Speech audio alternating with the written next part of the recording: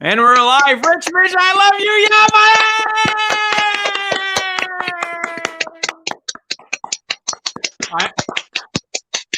I almost forgot how to go live. Everybody in the chat, we love you too. Thank you for being here.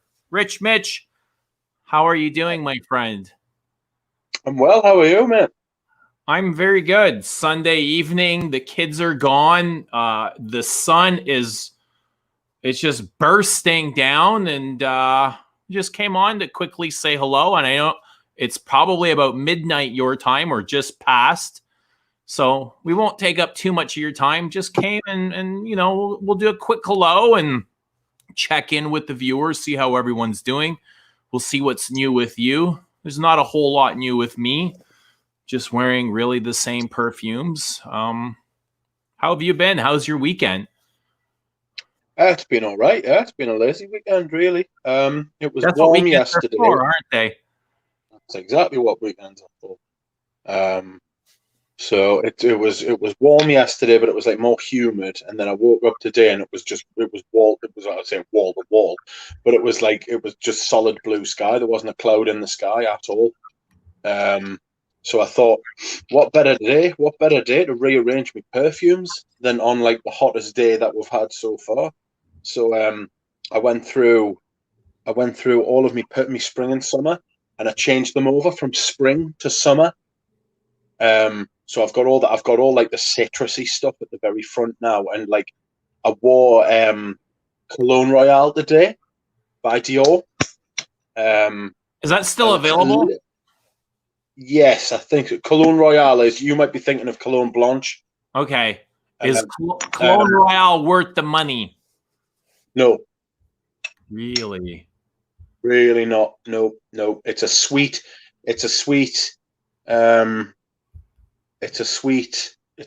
like citrus. Just no. It's not. I got a 250. The good thing is, right, I've got a 250 ml bottle. I've basically used half of it. Hold on. I'll show you. I bought this in like 2000.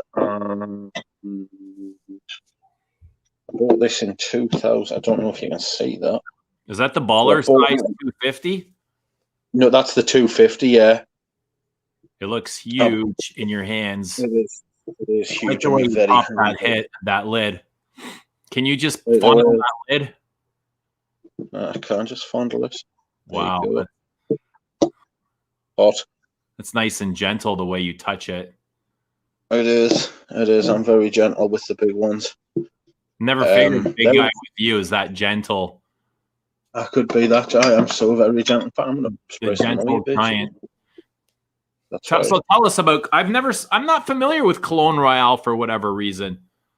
Cologne Royale, right, is like a citrus. Take my shirt off. I'm going to spray it on. How many emails did you get, Rich? I've got a 250 ml, and there's just under half left. How many emails? Oh no, that's just emails. Oh, emails. Sorry. I got two. Two. That's nice. It was nice. It was Tara and David, but I also got emails off Arnold and Bois d'Archon, and I still need to send him his. I still need to send Bois d'Archon his decant of Bois d'Archon. Okay. I'm sure. No, it wasn't. It was Cuir Canage. I think it wasn't Bois d'Archon. It was Cuir Canage.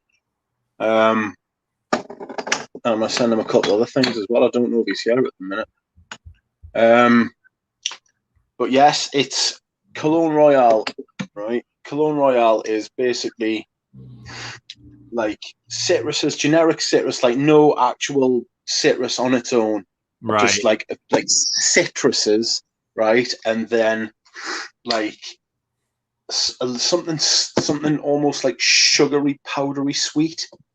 And then after that, it's like a clean white musk, and that's it.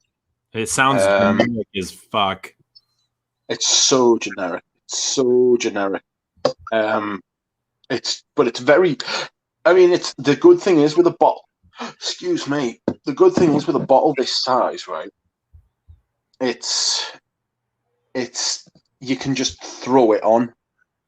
Like literally, you can just you can just throw it on. Like you can put like 10 sprays on at a time.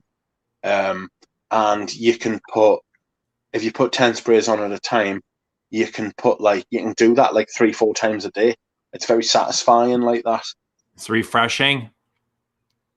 Yes, I've had more refreshing stuff, but Now, do you think Cologne Royale was the replacement for Cologne Blanche? Yeah. Are they similar in any way?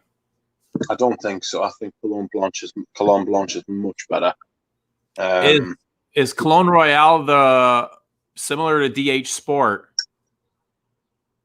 Ooh, I don't know. I haven't got DH Sport. I don't really like DH Sport. I've got DH Cologne, and I've got the DH Cologne from like the reformulated one, not the original Coeur de Jean. But it doesn't smell like DH Cologne. 2 seconds. What am I doing? Go on, Frigrantiger, and ask. Sorry? I'm just responding to Duncan. Sure. Jeff says Hans Headley's latest release is fire. What is it? I don't know. Hans Headley's really good for a niche indie perfumer. He's brilliant. Yoshi. What was I looking at? Cologne. Is Yoshi one of those guys from the Super Mario video game? Yoshi is, yes. You only have to say it once, though. But he has it twice. It says Yoshi. Yeah. Cologne Blanche was made by Francis Coeur de Jean too. He should have stayed there. Coeur de Jean should have been the in-house perfumer for Dior. Scandalous that he wasn't. I think it would probably be an upgrade, but it would be a massive upgrade. I think it would be an upgrade for the pair of them. I'm not a huge fan of his own line. No, what I was gonna, well, that's what I say, isn't it? He does all his best work for other people. It's like 2 out of 10 I find good, 3 out of 10 at best. Yeah, that's what they say. That's the joke, isn't it? He does all his best work for other people. Like he saves all his best work for other brands. Because he did the Eli Saab line, like the Eli. I don't know if you've tried any of them, but apparently they're really good. And then his own line's just like crap. But the work he did Eau Noir, he did DH Cologne, like the original one.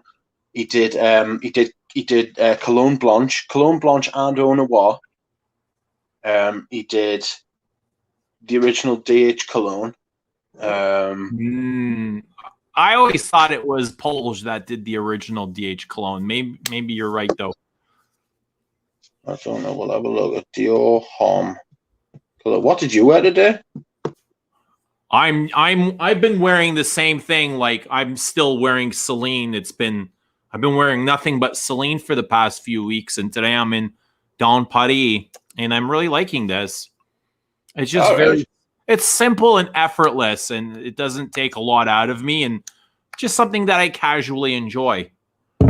Yeah. You know, it's nothing groundbreaking. It's nothing brilliant per se, but it's something that has enough depth, and keeps me warm and cozy, and it's interesting at the same time. But it's certainly not anything that's new or hasn't been done before. If anything, it reminds me of some of the vanillas that Guerlain has used in the Arts and Material collection. Yeah. It's like a green vanilla, green spicy vanilla.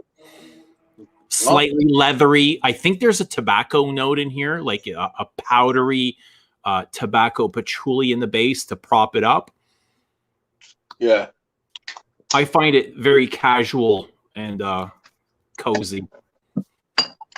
Excellent. It was Coeur de Jean who did. The original DH Cologne. Yeah, not surprised. Okay, actually, I'm surprised. I thought it was Polish this whole time. Yeah. So what were you saying? It's easy to wear the Celines. Yeah, and I wore the same thing yesterday. So it's been, 2 days in a row that I've been wearing this. Yeah. I haven't done anything real. Actually, I wore it Friday as well. So it's like, I can't remember. 3 days, 3 days in a row. Yeah, 3 days in a row. Interesting. Mike says the Demaché bashing started a little over 7 minutes, a new record. So we should just go. We should just start with like Demaché, but we shouldn't even say hello to each other. We should just be like Demaché shit. Like the stream for Francois Demaché. Like the stream for Francois. What's up, Robert? Is this Robert or Junior? Because the last time Junior that came on, it was Junior that was commenting under the account, wasn't it? That's right. Future journey. Future journey. Future journey. Excuse me. I think I'm going to start using some of the like trying to use up some of the perfumes that I'm not going to replace, to try and like make way for like perfumes that I like want more of, if you know what I mean. I'm going to try and put like bigger dents in like some certain stuff. Like I've got Mugler cologne. I'm going to try and like hard. How do you possibly do that and ignore the rest? I know, that's what I mean.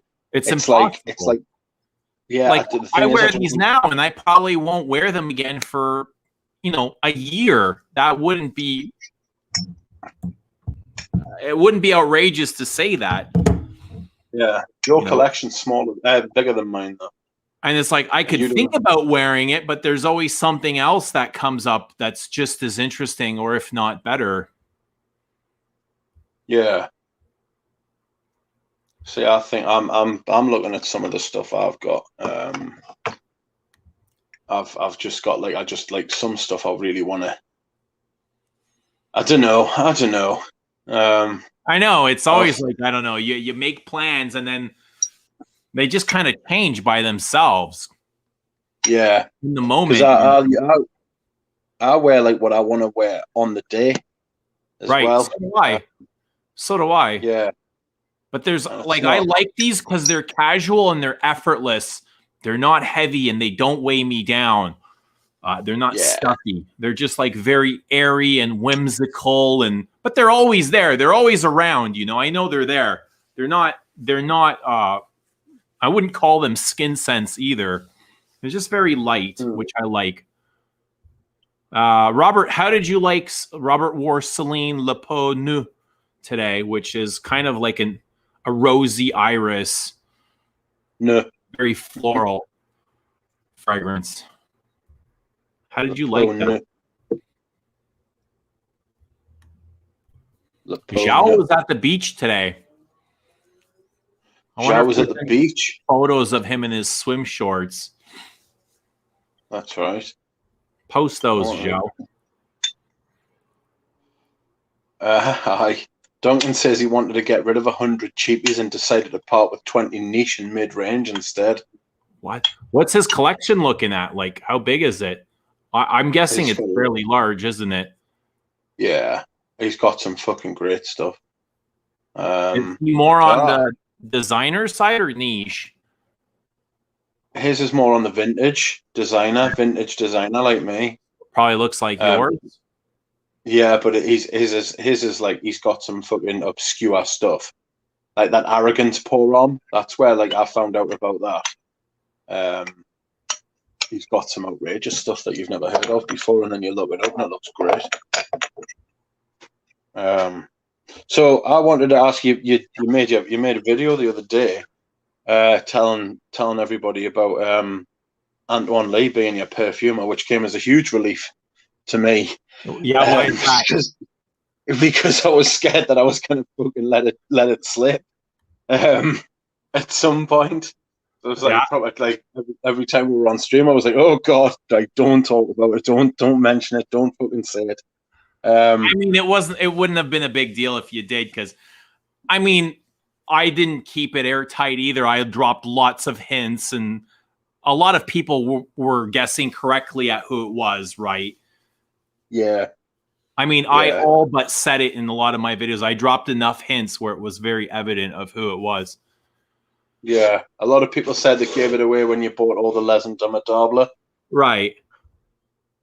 But at the same time, it's nice. It's nice to be able to just like as a surprise. Yeah. It gives us something else to talk about. Yay! Zhao got music for a while. Yes, that's right. I saw that. I was going to say that, and then I forgot. Fucking Dries Van Noten. Where's my music for a while? There it is. Oh, it's so outrageous. You bought London. I want to start shopping my collection and go on a streak of wearing something different every day. Yeah, I do that. Most of us do, and I naturally do that as well. It's not very often I'll wear a fragrance 2 days in a row or 3 days in a row. Yeah, I tend to do. I'll tell you what it is as well, right? The only time I ever get tempted, I've got a rule that I don't wear the same perfume 2 days in a row. But the only time I ever get tempted is with new purchases. You know, like you get something new, and it's like, oh, I'm going to play with it. I want to play with it every day. You want to discover what it's all about. Yeah. Tara ordered Musc de Sable today. You're going to smell like a whore in church, I tell you that, especially in the dry down. I hope you like them dirty because it really gets sweaty on me. You won't notice it on first spray or maybe not even until the heart notes, but then it just starts to get like salty sweat. That's what it reminds me of, but in the best way possible. Smurfy girlies here. Hello. Yes. Well, so what? Like, right? Because I wanted, after you'd made this, I'd already decided in my head I wanted to like ask you about it. Okay. So what's up, Smurfy? So what was it? Right? Like, who else did you? No, not who else did you look like? I'll ask you that later. So what was it? Right? That made you decide that you wanted to go with Antoine Lee? Well, I've never done anything like this, so I didn't know what the process was like or how to even start. And, I started the only way I thought possible is I started like contacting the big flavoring houses. I don't know how to get a hold of perfumers or what to do really. So I contacted a bunch of flavoring houses. I sent out tons of emails. I made I can't remember how many phone calls. Most times, most people wouldn't even answer, or it would be a janitor or somebody, and they said they'd get somebody to call me back. I had an interview with, I believe it was Givaudan. So we had 2 interviews. And it didn't really go the way I thought it was going to go. They wanted me to have all of my other things implemented first before they would even start a creative process with me. They wanted to make sure I was invested financially. And I can understand their point of reasoning because it's a big investment for them. So they wanted to make sure I had my bottles secure, my caps, my website created, and anything else that really goes along with it. And once that was ready and they could see proof of purchase orders, then they would start with me. But then I started talking to them about perfumers, and I was like, will I be able to work with the choice of my perfumer? And it didn't seem like they worked in that sort of way. And I didn't get the answer that I was looking for. So, the first interview made me kind of uncomfortable. I wasn't comfortable with the process. And I rescheduled a second one just to kind of confirm those feelings for me. And it was pretty much the same thing. And I was like, yeah, I'm not okay with this. Like, I want to be part of this process. I don't want something spit out by a computer animated menu for my notes. I want something. I want to work with a perfumer.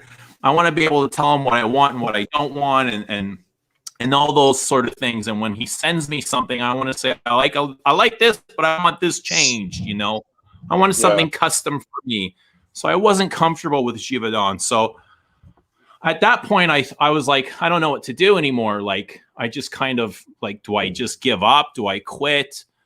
But I just, you know, I let it go, and I kept thinking about it, and I kept my eyes open. And I'll be honest, at one point, I have Alberto Morias following me on Instagram, and I messaged him a few times, and I wanted to work with him, especially after the work I seen he did with Gucci.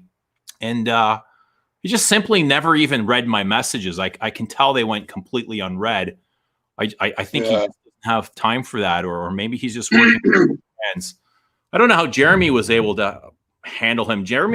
Land him. Jeremy probably went right into his office and demanded him to work for him, but he wouldn't. He seriously wouldn't even open my emails or my messages. You can see when they're read.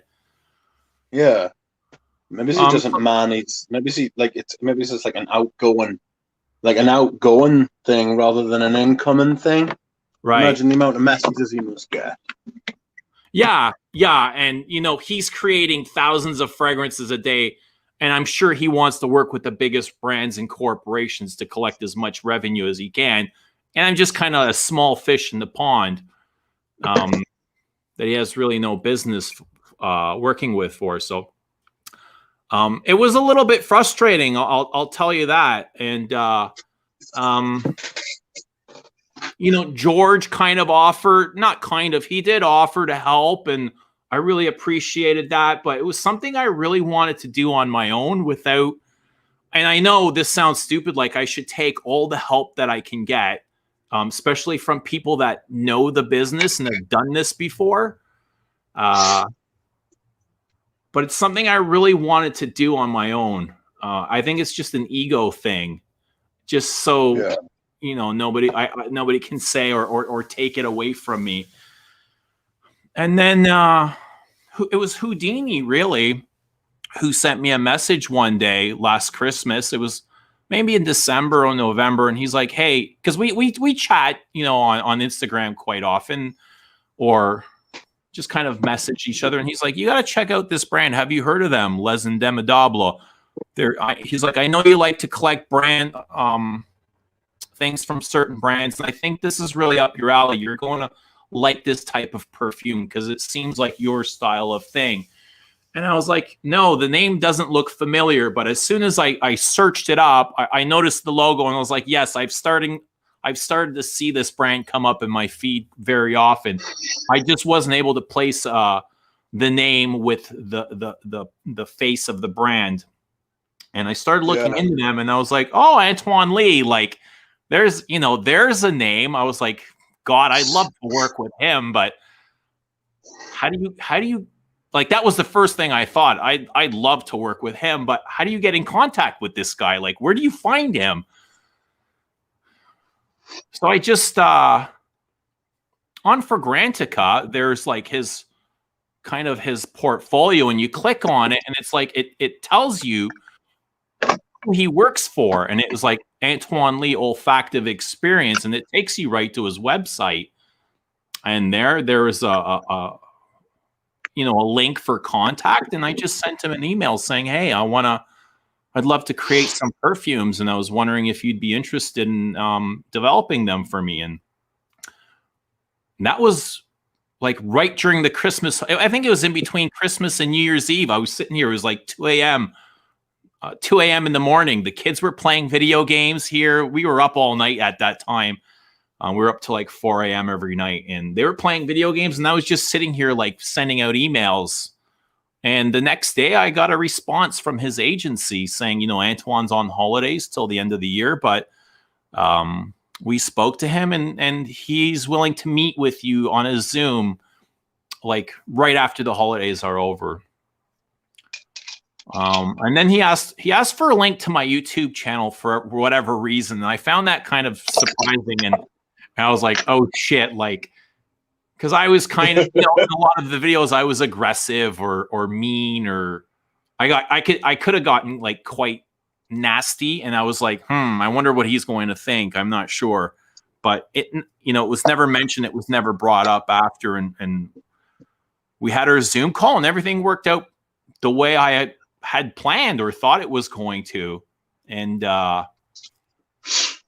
they had sent out a contract, and it, the contract kind of went back, and I've never really done a contract like this before. I had it looked over by a lawyer, which probably wasn't necessary. It just ended up costing me money for no reason, because everything so far has been perfect. Like, there's been no questions or nothing that's really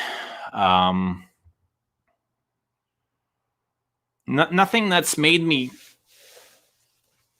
question his work or question that there's going to be a problem. So I probably could have saved some money on that, and it wasn't probably necessary, but that's really how it worked out.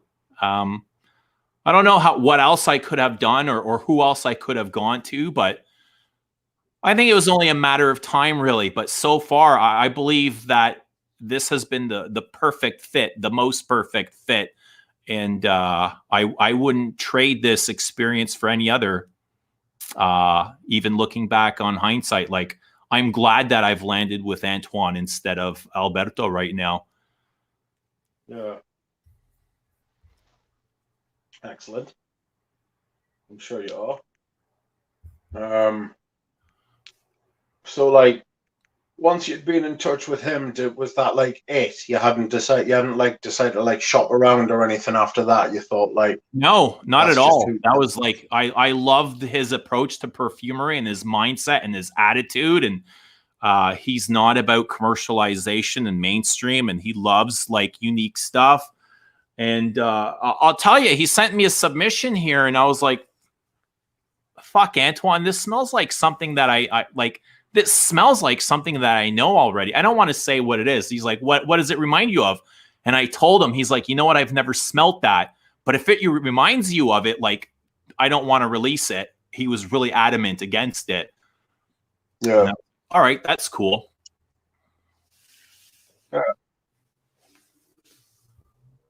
Yeah, I wouldn't trade the experience for anything, really.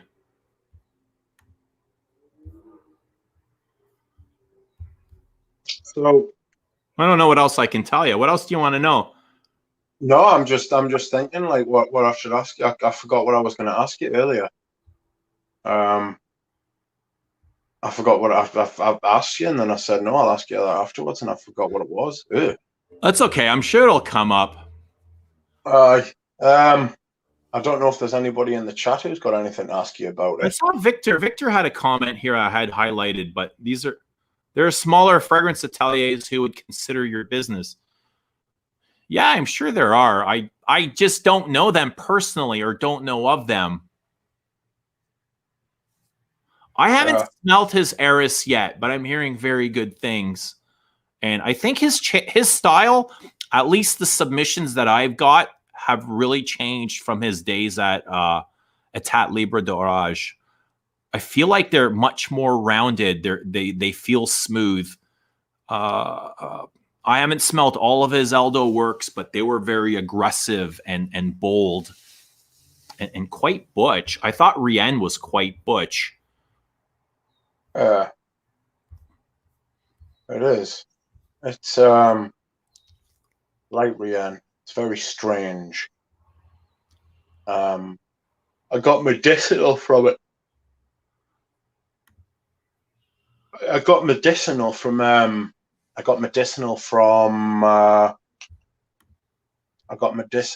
Rien the first time I smelled it, and the first few times I smelled it, but I don't necessarily think it is as medicinal now as it starts to like unfold, as I get to like know it better. I think it's much more of like an incense, like with like butter and leather. Like it's quite creamy. And are you talking about Rien? Yeah, I'm talking about Rien. So I talked to Antoine about coming on a live, and he agreed, but he said, let's wait until we're one modification away and we're certain which perfumes we're going to release. So he's all for it. He said, no problem at all. Wow. That's interesting. Yeah. You speak good English. Very good. He's very understandable. He's very agreeable too. Like if I ask him to change something, he's like, "Okay, yeah, sure." Did Well, I he ask will be. I think. Rojadov? No, I did not ask Rojadov. Well, I mean, who would? I mean, you ask Roger Dove. Who's he going to ask? You know what I mean? You're paying Roger Dove to ask Pierre Bourdon. Roger Dove's not a perfumer. Yeah, there's a couple from Eris I'd like to try. Like they have some of those animalics, like MKK or MK. They have a couple of versions of the MK where they're using natural ambergris. Yeah, I like Orca from Yeah, House of Alex, Matriarch. you can come by and smell them if you'd like. Alex going to come to the house and smell them. Yeah, he's been here before. He's been on a live. He sat right here on the sofa with me for a live. I think I had to remove it for. Is the video been removed? I can't remember. I have a feeling that I privatized the video. Oh no. Interesting.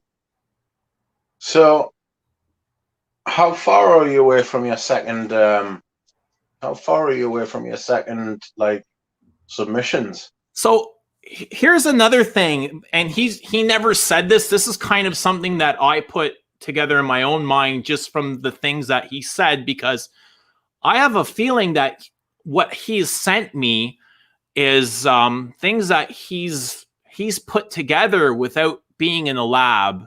So, and I mean, they smell quite good as they are, but they've also changed enough from when I first got them. I don't know if that has anything to do with maceration, but last night I went back to some of them, which I found very heavy the first time I wore them. And now it's like those hard edges have really softened up. And I was like, this is very interesting.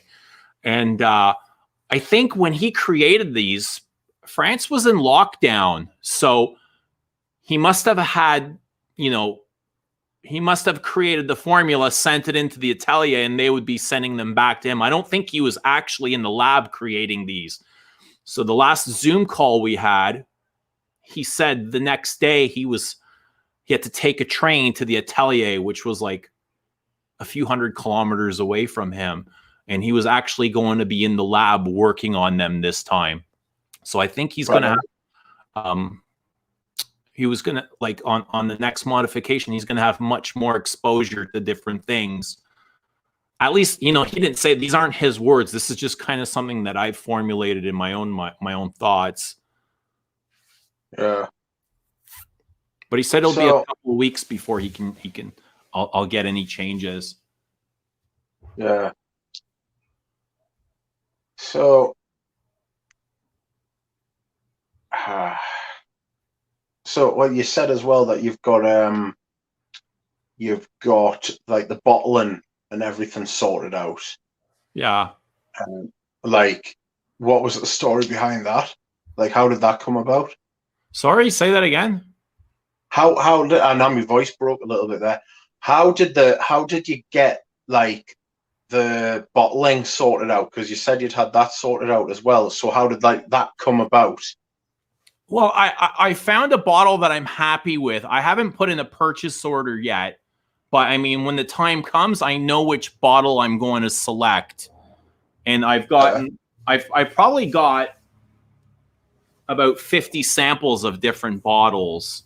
So everything, when the time is come, I don't know when that's going to be, but I don't want to purchase everything now and not need it for another 6 months, or because it's just a matter of, ordering them. Yeah. Because once I finalize or sign off on a fragrance, he's still going to need a few months to do, to finish off on his end. He's still got to make sure that the fragrance is, they're going to hold. He's still got to do stability tests. He's still got to do toxicology testing and whatever else, macerations, the trials for maceration, which could take a few weeks. Yeah. So it's all like, how did you get in touch with them? Like, did he put you in touch with them? No. Yeah, well, his agency, they obviously have connections, and they asked if I would like for them to take care of all that. And I was like, I really appreciate it, but no, this is really something that I want to do. I want to do it myself. I want to be able to choose everything myself, and okay it. And I want to know where my stuff is coming from, because they would take care of it, and I wouldn't know where my bottle is coming from, or my cap, or like, that's all the information. I want to know this information in case they're not around one day and I need bottles on another project, or anything can happen. I want to know where my stuff is coming from ultimately. Yeah, if you're paying for it, you want to know where it is. Right. I don't want to pay them to be a middleman and not know where my stuff is coming from. Yeah. No, I understand. It's a good show. So they're going to fill them for you as well. Yeah, the Atelier Francais, whatever. My French is horrible. Excuse me.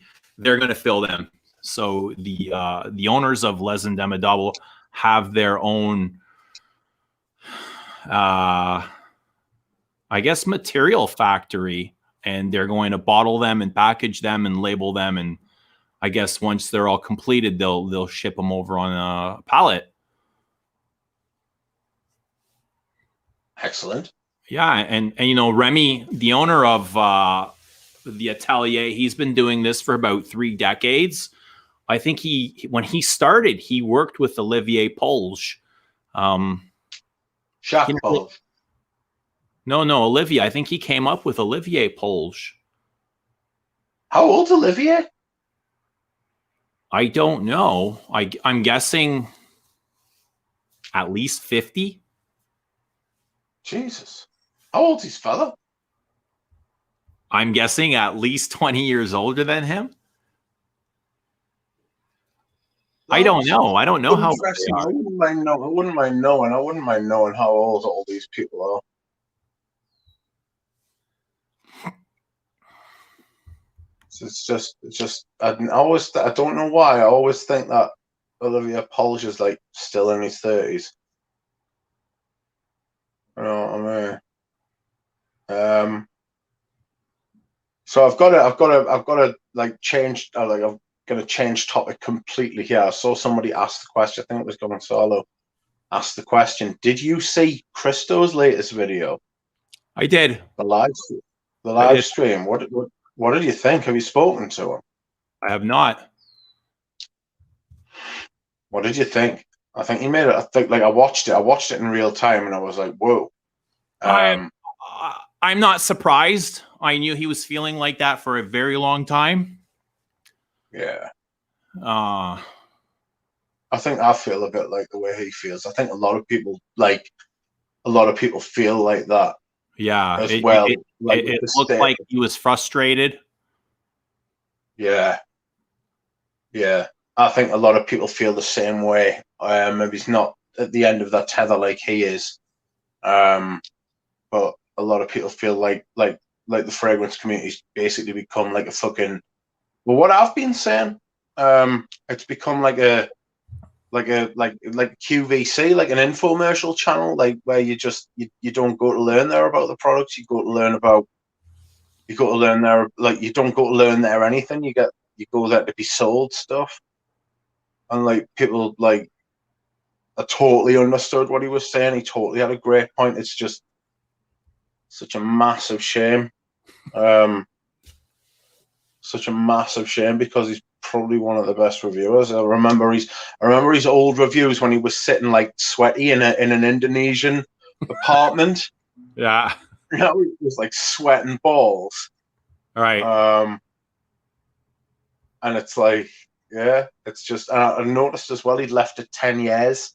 Like it was just like a few days after like the 10-year anniversary of his channel. Fuck. I just noticed today I'm going on 7 years. Yeah, I know. It's mad, isn't it?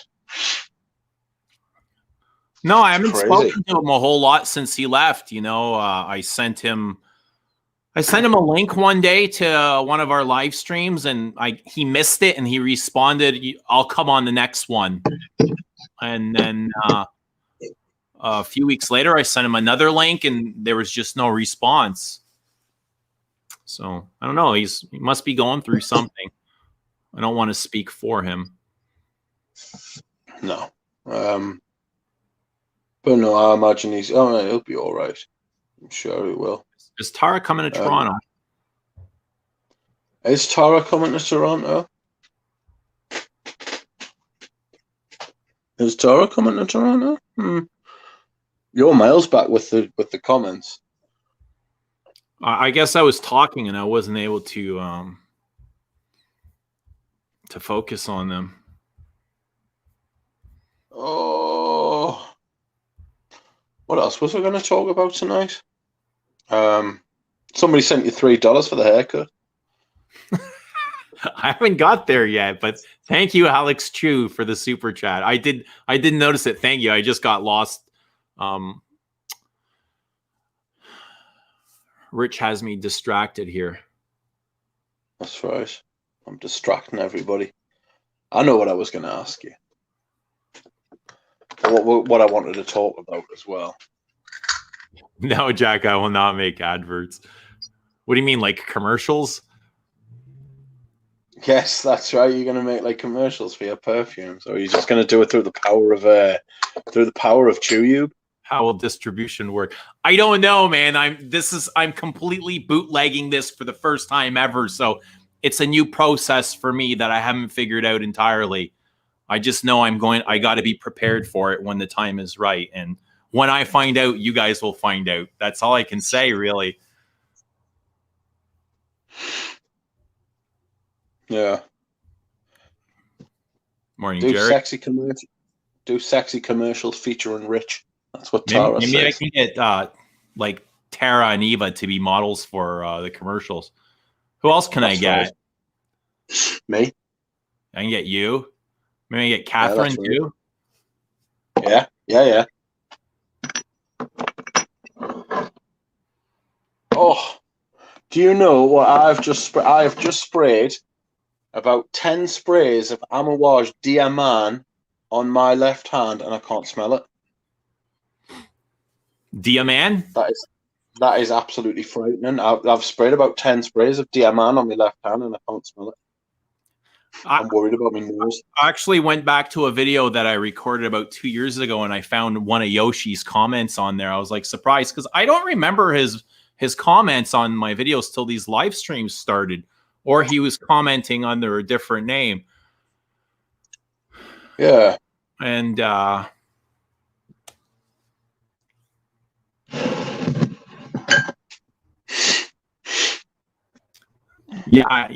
I'm gonna save that thought. Anyway, thank you for the tip. $2.99 for the haircut. I found my rogue barber. Yeah, I had to go to my barber. My hair was getting out of control, and I don't like messy hair. Really? Yeah. Yeah, love to Cristo wherever he is. You know, I hope he's okay, and he'll be fine. He'll be fine. I know he's going to be fine. Yeah. It's I can smell other things. I hope I haven't got COVID. I don't know where I've got COVID from. If I have got it, fortunately, I'm vaccinated. So if I have got it, I should be all right.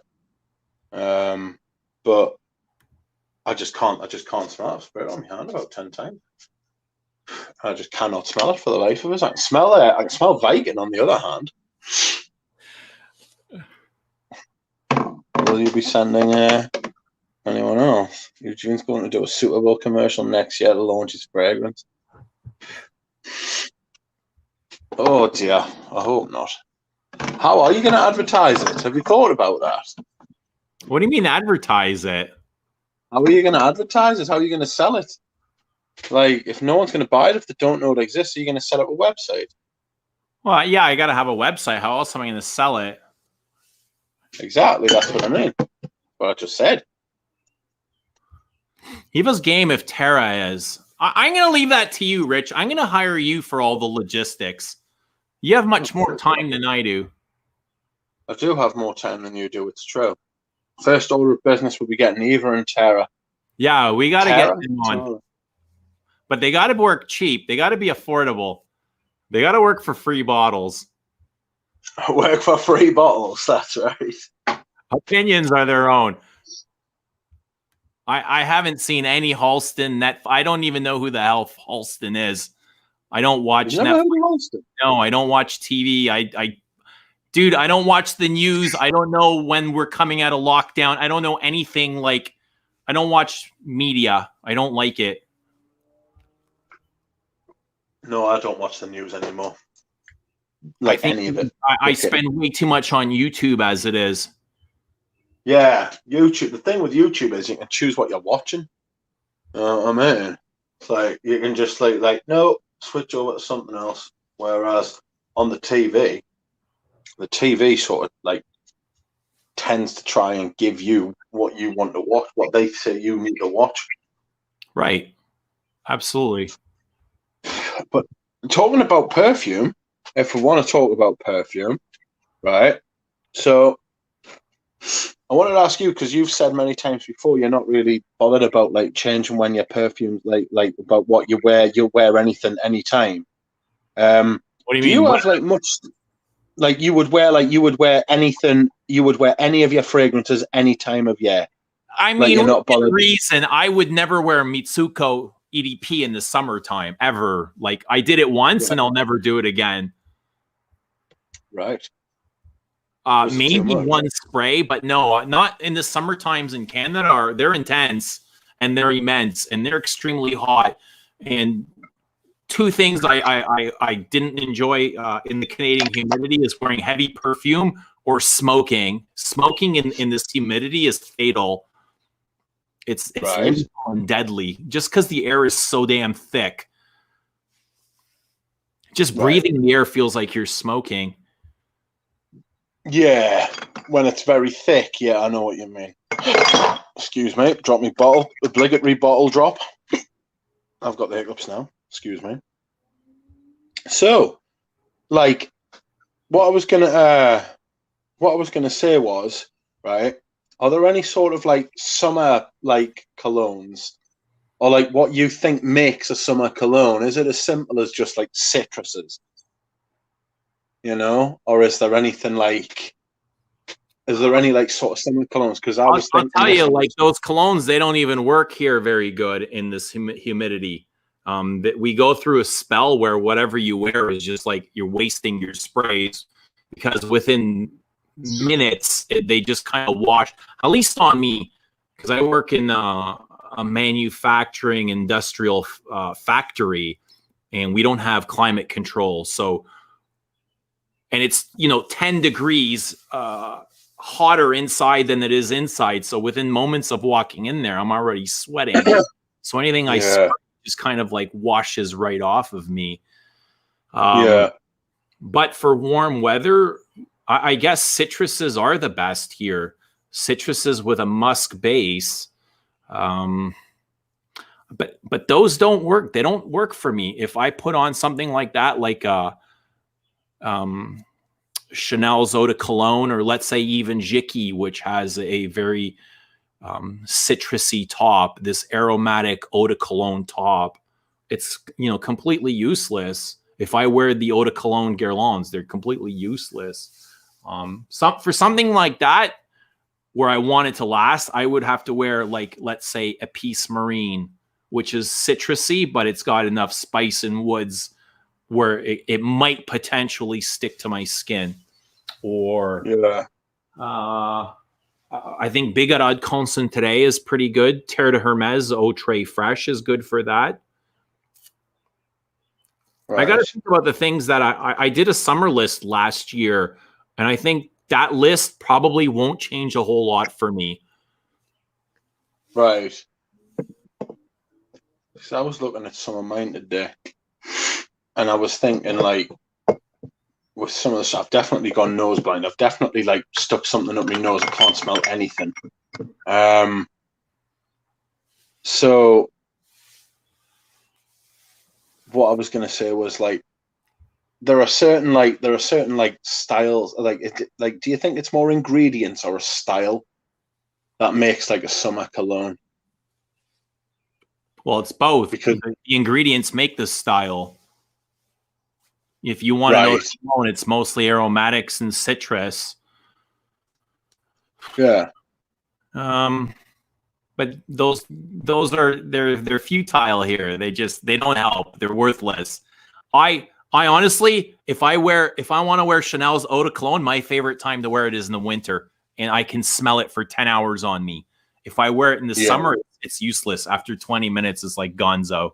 See you later. yeah, So they do work, but I don't know what the summers are like in the UK, but they're horrible here.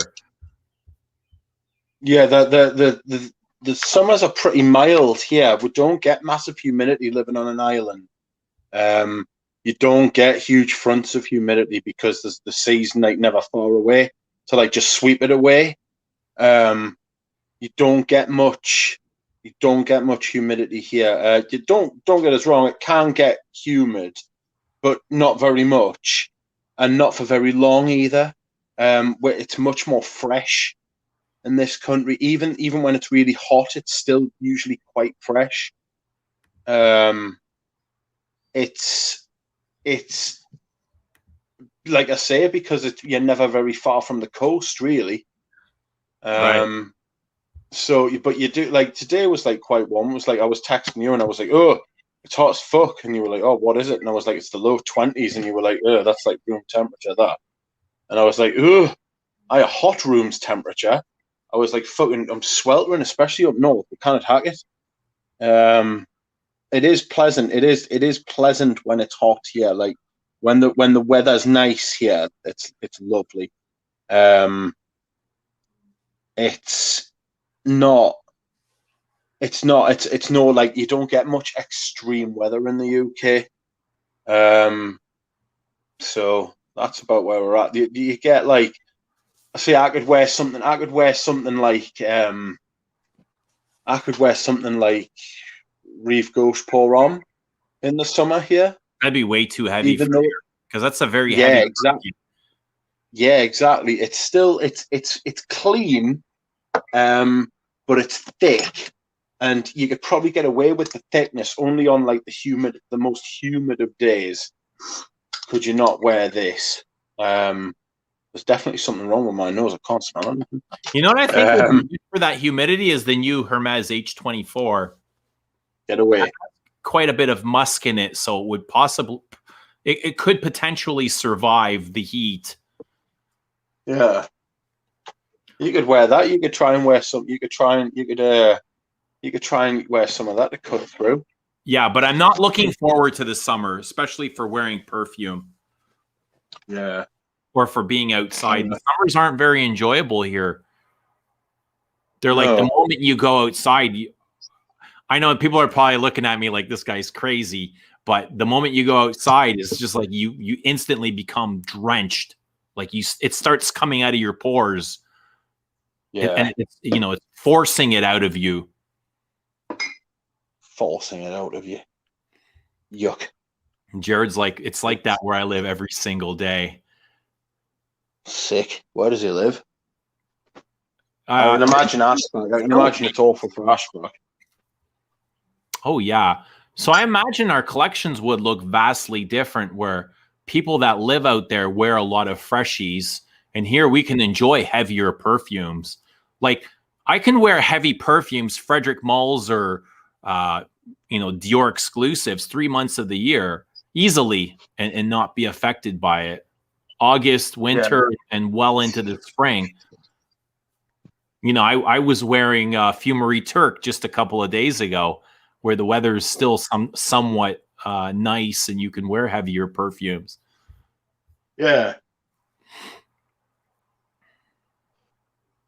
It's excuse me, I said I wasn't going to yawn, and yes, here I am.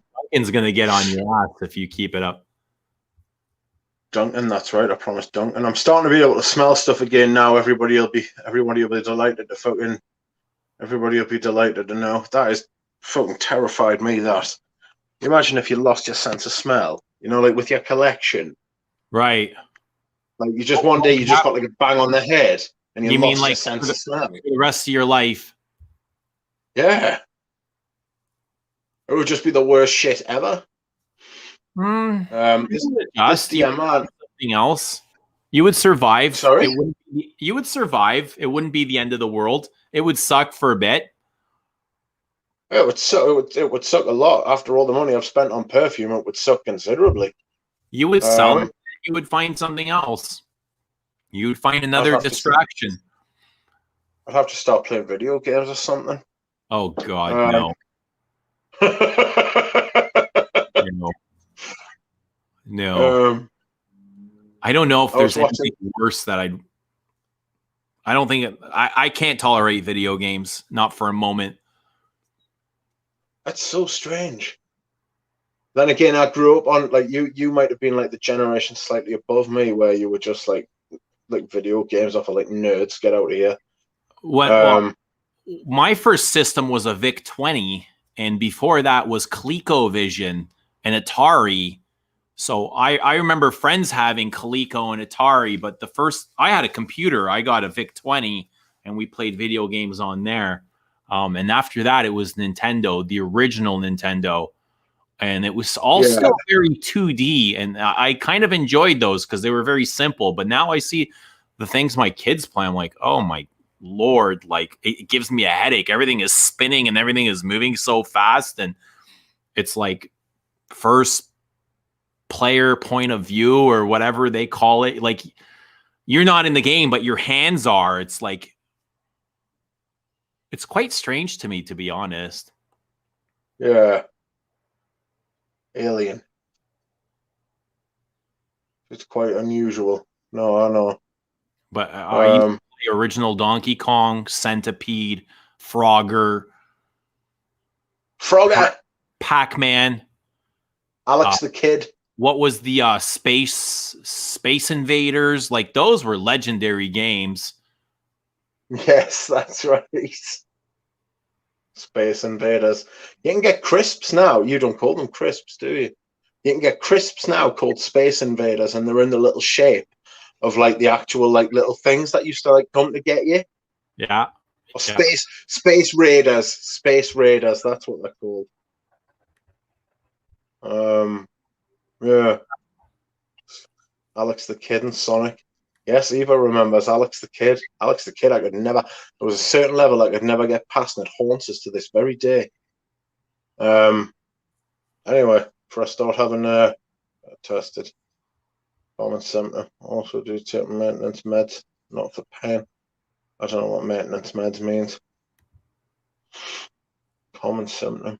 Matt, it's starting to come back, my sense of smell, Jared, don't worry. It's starting, I can sort of like I can smell the Viking much clearer. I think it might just be this DMN.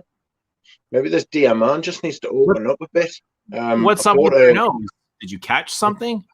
I don't have a clue. I don't know why. It's just all of a sudden. It's just like I went to smell something before, and I sprayed the DMN on, and I was like, "Oh, I haven't washed. It's nuclear. I'll be able to smell this." And I sprayed it on, and I was like, "There's nothing there."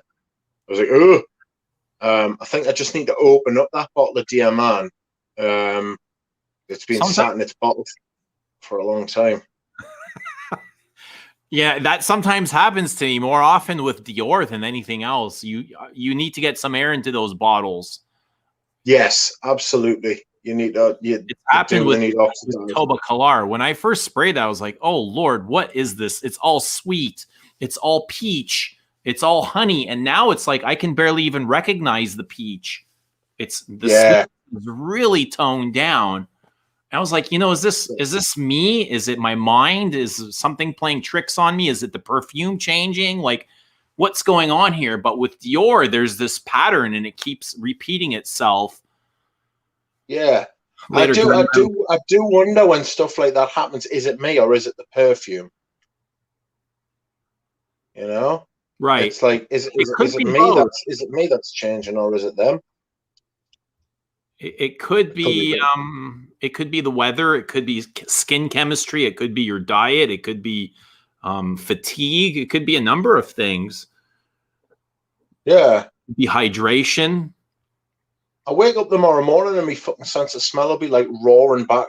Like what'll happen is I'll wake up tomorrow and I'll be like, oh, I lost my sense of smell last night, so I'll put like 15 sprays of like something absolutely nuclear on, and I'll just die, because I'll be able to smell it again. I'll just topple. But I'll probably just need to get some fresh air as well. I wouldn't worry about it. It's not a great deal. It's not a.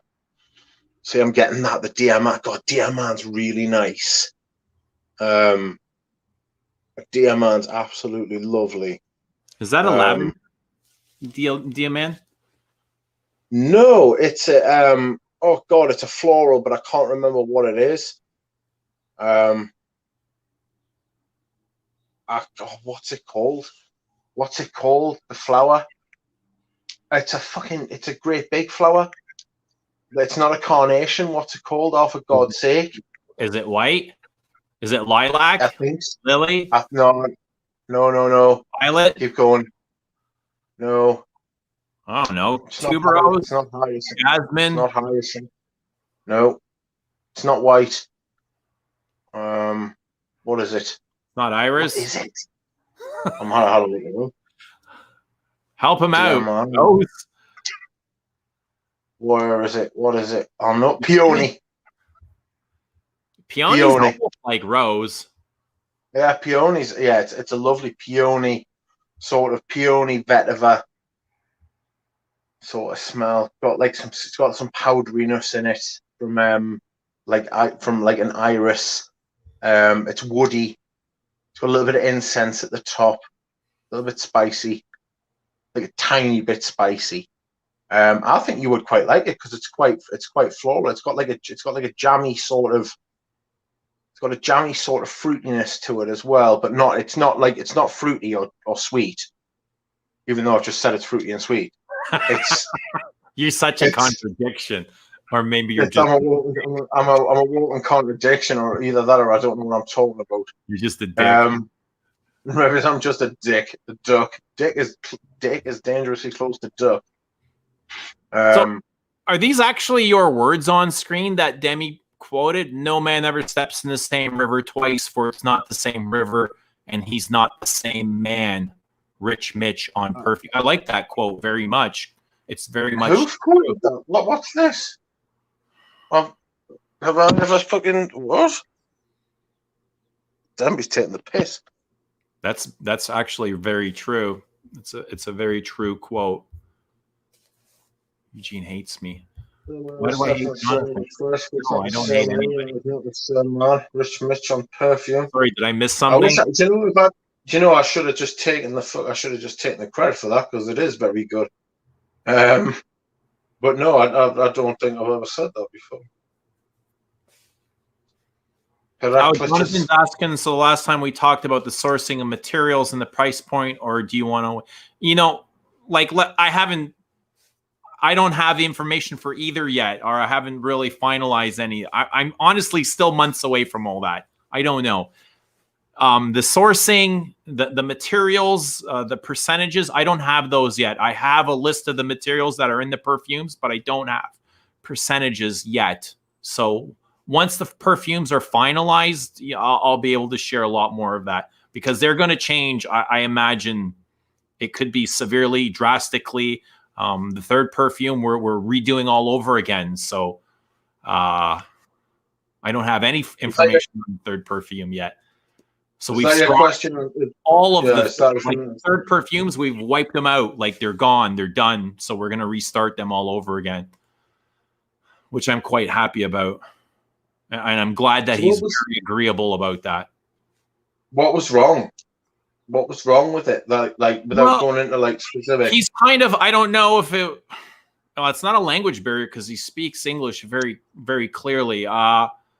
He just assumed that, and I don't want to give the brief away. I can talk about this more once I reveal what it is, but he just assumed I wanted something else. Like, perception. I keep saying perception is everything, yet it's nothing. And that's kind of what happened. He perceived it to be a certain way while I wanted something completely different. So he was more than agreeable to redo it. Excellent. Oh, sourcing meaning are you involved in where the materials are coming? No. But I've asked, like I've asked them to use certain things. Yes, what country they come from or where they're selected from. No, I'm not involved. All right. Have you like if there's like a so say you wanted excuse me. Say you wanted a rose, right? Have you specified what rose you would like using? Uh Or is that too technical you don't want to get into? so there will be some rows. There will be some rows. Yes, there will be some Not rows. necessarily rose, like if there's like some patchouli, have you specified like where do you want the patchouli to come from? No, Like an no, I haven't Indonesian gotten that patchouli rather technical. than Indian. I haven't gotten that technical, but there's been a certain note where I'll be like, all right, I like this, like more, like dose it more, like put in more of this, Yeah. or take this fucking sweetness out. Like I like the sweetness, but like, can we make it like 20% of what this actually is? Because it's too much. He's like, yeah, I agree with you. So we're adding, we're subtracting. No, I'm not really telling him that I need Indonesian patchouli or Haitian vetiver. It's that's getting way too technical for me. Yeah.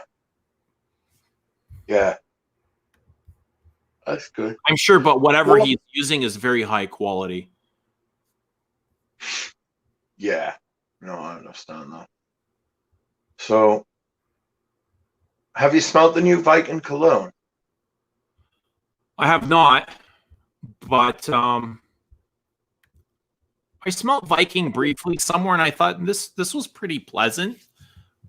Yeah, I was really where Viking surprised cologne about all the hate it was getting, and my belief for that is people just really expected another Aventus, and when they didn't get it, there was a shitstorm.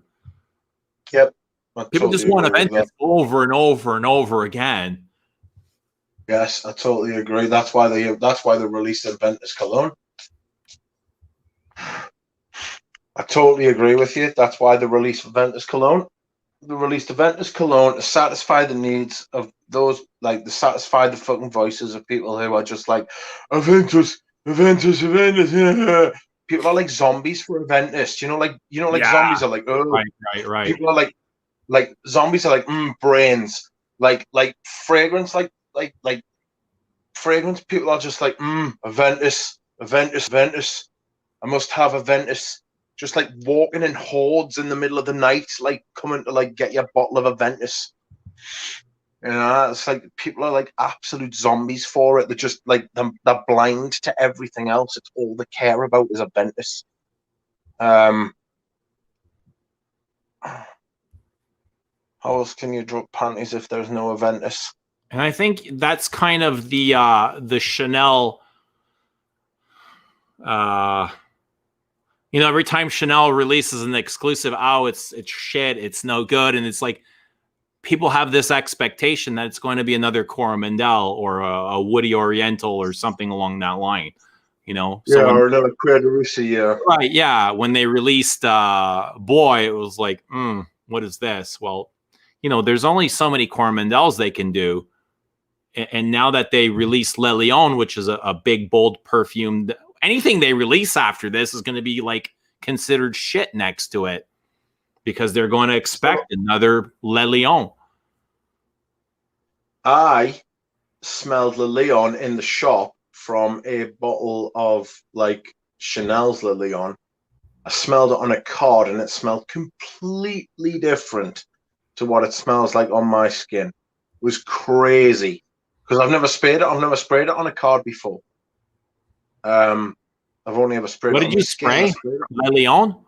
The Lion, yeah. Sprayed the Lion, and it was totally different from what it smells like on my skin on one of the Chanel cards. Yeah, it's crazy. No, I still thought it was horrible. But I didn't think. Oh no, I thought it was horrible. I thought it was less horrible. It was less offensive to me. Offensive. Like offensive. I'm starting to think that you didn't get the real Le Lion. I'm really surprised to hear that you don't like it or you think it's shit. Yeah, it's well, I mean, Audrey Jane sent us some of hers. And it was like straight out of her bottle. So that's like what I was working off, and then I smelled it out the cap, and I was like, "This is very thick. This is very thick and resinous, and and like like gooey and chewy, and like it smelled like and like sweet, but not like sugar sweet. Sweet in like a toffee sort of way, like but you know, like when toffee's still setting, you know, like when like you're making toffee. I don't get sugar from it at all. No, I'm saying I don't think it was like sugar sweet. I'm saying it was sweet, but it wasn't sugar sweet. It just smelled like it smelled like something big and chewy. Would you like the strawberry? Did I like the strawberry? Would you like a strawberry? I would like a strawberry. Do ducks eat strawberries? The fucking this one does. I'll eat that right now. I was at my mom's last week and she made some rice for the ducks, but she also added peas and carrots. I'm like, what the fuck is this bullshit? She's like, they're vegetables. Ducks will eat this. I'm like, will they? I'm not so sure. So when I went to go feed them, they ate all the rice, but they picked around the peas and carrots. It was like, they didn't eat them.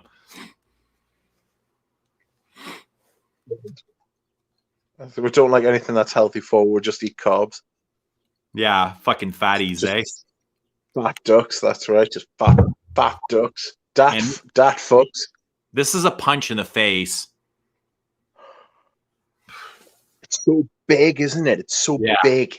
I'm really surprised this is a Chanel. Yeah, it does smell very like. To me, it smells very Serge Lutoni. You can totally imagine this being in like a Serge Luton bottle. Smell like the Chanel. No, it doesn't. It smells like Serge. It smells like Christopher Sheldrake's made it. That's what it smells like. It smells like one of those big, thick, dense, like overly massive perfumes that Serge Luton is known for. Like I can imagine it in a Graziel bottle. Say whatever you want about your comparisons about Serge Luton, and Luton has never created a perfume to this quality. And I love Lutons, but his Ombre Salton is not to this quality. It may be in every perfume, but there's no comparison in quality. None. How dare you? No, absolutely not. This is so tight and compact and perfect. And it's got, you know, the roughness, but the roughness is all very well rounded and smoothed out, where you can see the sharp edges in is it Arabi? No, Ombre Salton. It's like there's so many edges in Ombre Salton that I can fucking hang my jacket on those sharp corners, and it's not going anywhere. Rubbish. You need to try this again from a different bottle. Like, yeah, like what Jeremy Hines is it doesn't make sense that you don't like this. That you can like Ombre Salton and think this is shit is I can't even fathom. I don't understand it. There's no reasoning behind this. There's plenty of reasoning. It's just a big lump of labdanum. No, you got to wear it properly. You can't put this on a blotter. Wear it properly. Let it develop. Sit with it. This is more than just labdanum. Frightening prospect. With the smoke and the leather and the incense. The powders. The vintage powders. Vintage? You don't get vintage from this? Vintage leather, vintage handbags. No. No, I don't. I think you're under fire. You're cornered here. I'm not cornered. I'm free as a bird. Free as a duck. You got nowhere to go, bro. No, it's not. It's just not very nice. It just smells like burned, like it smells like Jared Wilson said burned. spaghetti is way better than which? Than Hombre Sultan? Better than Le Lion?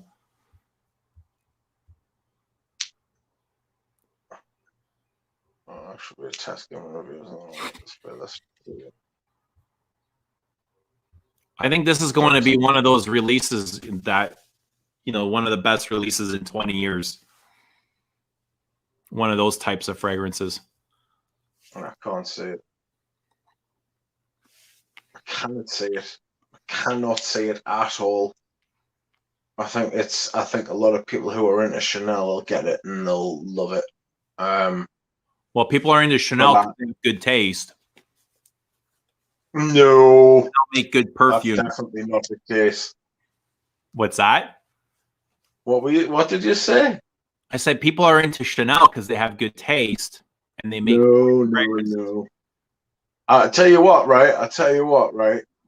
I would rather it was the other way around. If I was a Chanel, but I would rather that people like Chanel, like people had good taste, so they like Chanel. Then they like Chanel. I think I know what I'm saying. Then they like Chanel because they have good hand taste. in hand. More often than not, I believe people with good taste do fall towards Chanel. But you would say that because you like Chanel. I feel like people who like I feel like people who have Chanel fall more like I feel like people who have good taste fall more towards vintage. Oh, is that so? Well, because they've got like I was saying, perception is everything, yet it's nothing. Perception is everything, yet it's nothing. It all depends on how you perceive things. I know, and I perceive that Leon isn't very good. And that's your perception. Yes. So how do we decide who is right? Your perception or my perception? Well, I say mine's right, and you say yours right. Right. And we're both biased towards our own perceptions. Right. It's like you're going to argue whatever point you can to say vintage is better. And I'm not saying vintage is shit at all. I think vintage is great, but I still don't. I know, but what I'm saying is that I've smelled Leon like plenty, and I just don't like it. I don't like the way it smells. There are other Chanels and other I was looking the day when I was going through my perfumes. I'm shocked at how many Chanel perfumes I've got. I've got Paul Monsieur EDT, and I'd forgot. This is the thing, we're getting backups as well. I forgot I've got a bottle of the cologne concentrate. The concentrate, the Paul Monsieur concentrate. Yeah. So I've got a bottle of that as well. And then I've got Bleu de Chanel Parfum. And then I've got three. I've got 600 mils of the Chanel as Les Exclusives, like a light Cuir de Russie EDT. Right. I've got Bois de Zile. That's a 200 mil. I've got, what's the other one I've got? Coromandel EDP. Okay. I've got a couple of the other stronger Chanel's as well. I've got 10 Chanel's. Maybe it's just under 10 Chanel. So it's not like a Chanel thing. It's just I don't like the way Le Lion smells. I almost think then you probably got a bad sample. I don't know how to explain it. I just don't like it. It could just be a personal thing. I don't know. That's your opinion. I can't make your opinion. No. I know. I don't know what to say. I don't know what to tell you. I don't think it's as bad as you seem to make it out, but that's my opinion. That's my perception. It is. But that's great. You know, you have your own opinion. If we all thought the same thing, then we'd all be the same person, and there'd be nothing interesting. Excuse me. Take the massive yawn.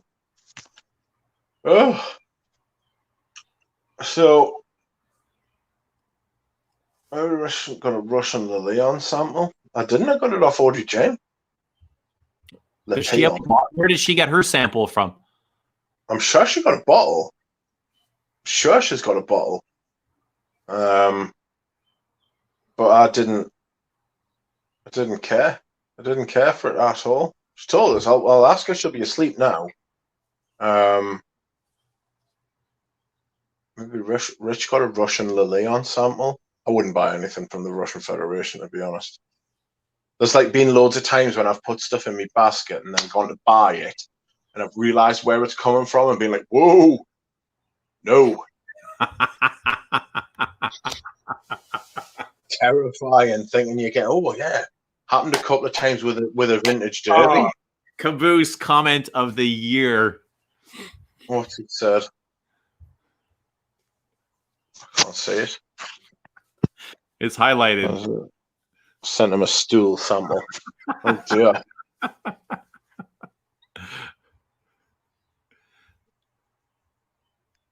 Cat. Jonathan asked about perfumes pre-1990 and after. What are better? Where'd that comment go? I had it here. Let's ask this: better releases before 1990 or after? I would say before. I think after 1990, that's when everything started to smell watery, fresh, clean, soapy, generic, boring, mundane. Yeah, but like when I think that's really where the mass appeal started to transition. Yeah, after the 80s, when everything became like luxury became like commercialized. You know what I mean? It was like those sorts of things, but like clique things. Like before the 80s, you had stuff like Chanel, like the Chanels and the Dior's and stuff, and they would they weren't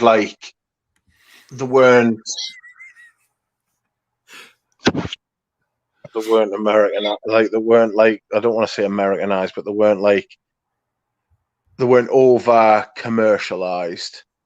They were much more like looking for a niche back in the day. Right, where there was a direction and there was creativity. Yeah. And it was more than just my favorite sense came before 1990. On 1990 and before. I'm trying to remember when Balenciaga Pour Homme came out. I think it was 1990. Rich, how can we get you to do a try-on haul? How can you get us to do a what? A Tylenol? A try-on haul. A try-on haul? No, I watched that try-on haul today. It was good. Did ya? Yes. Would you wear any of those clothes? I'd wear it like a fucking sock.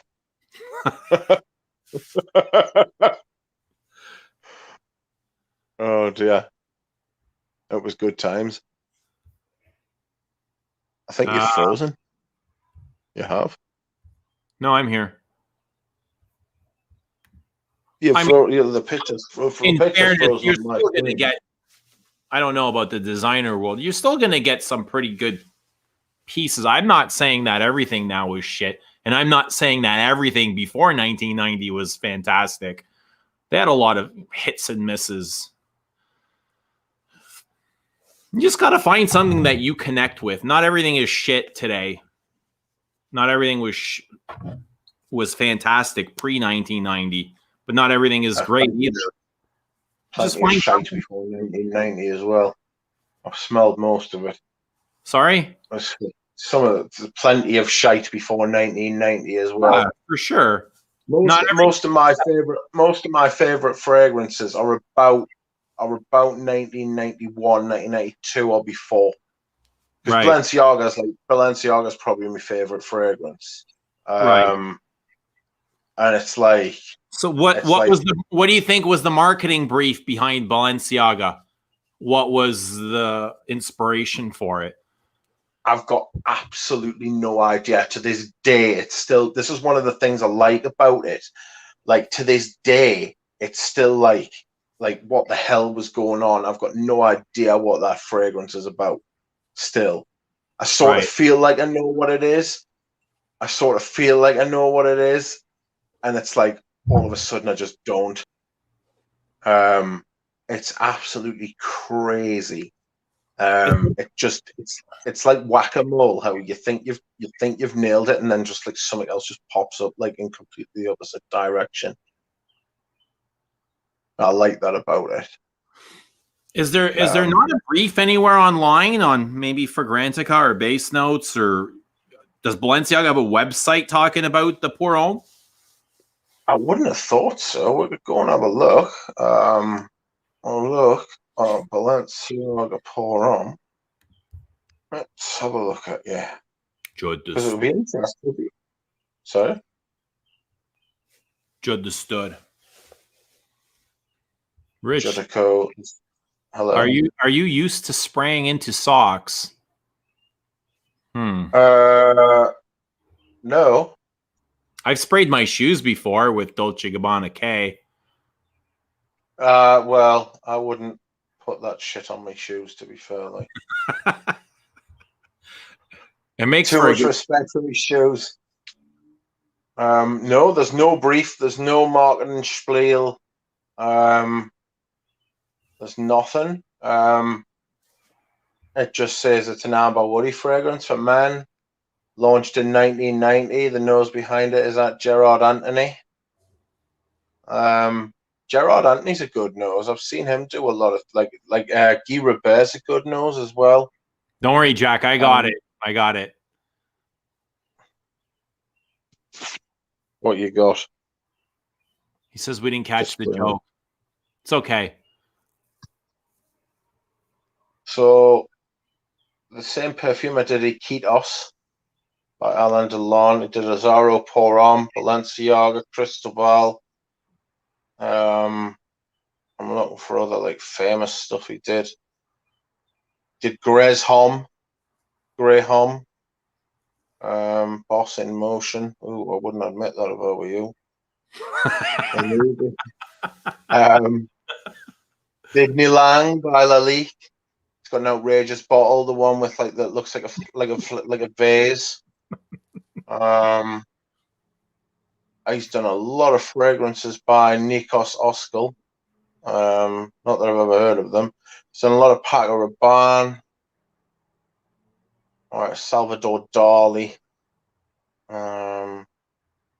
Yeah, so he's I mean, fucking by far his like best work, from my opinion, is Azzaro Pour Homme. He did that? And yeah, he did Azzaro Pour Homme. He did Balenciaga Pour Homme. He did Cristobal Pour Homme, and he did Iquitos. So he knows his way around a perfume. Do you not find that as well, right? That like a lot of the older perfumers hardly ever made perfumes. They just like they pop up with one every like 5 to 10 years. It makes you wonder how they made any fucking money out of it. There we are. Jonathan saying Iquitos is unbelievable. I don't think I've ever smelled Iquitos or Cristobal. Iquitos is by Alan. Yeah, Iquitos is really good. He's asked Samir if he's got it, and if he has, I'd probably buy it. Like, I don't even know if I can't even recall what the bottle looks like. It's like a little diamondy heart shape little thing, green. It's really nice. Alain Delon's got a few good fragrances. He's got one called Samurai as well. Samurai is really good. Okay. I've never seen this, to be honest. Never smelled what? There we go. I've never seen the bottle. Yeah, it's all right. All right, bottle. Nice green tinge to it. Oh, like a green tinge. Have you figured out what your people are asking? I remember Duncan asking before if if you figured out what your brand name's going to be yet, or if you figured out like what your that's a headache too. But it'll be revealed. It's been a headache for me, but it'll be revealed eventually. All right, so you've actually got it. Pretty much. Cool. I won't say much more. I love colored glass bottles, Yoshi says. It's yeah, I like the I like the green on this as well. It's very classy, very classical.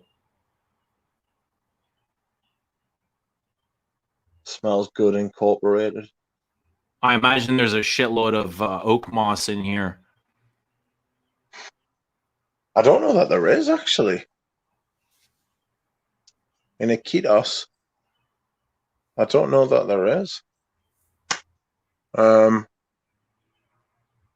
This is so weird. I can smell.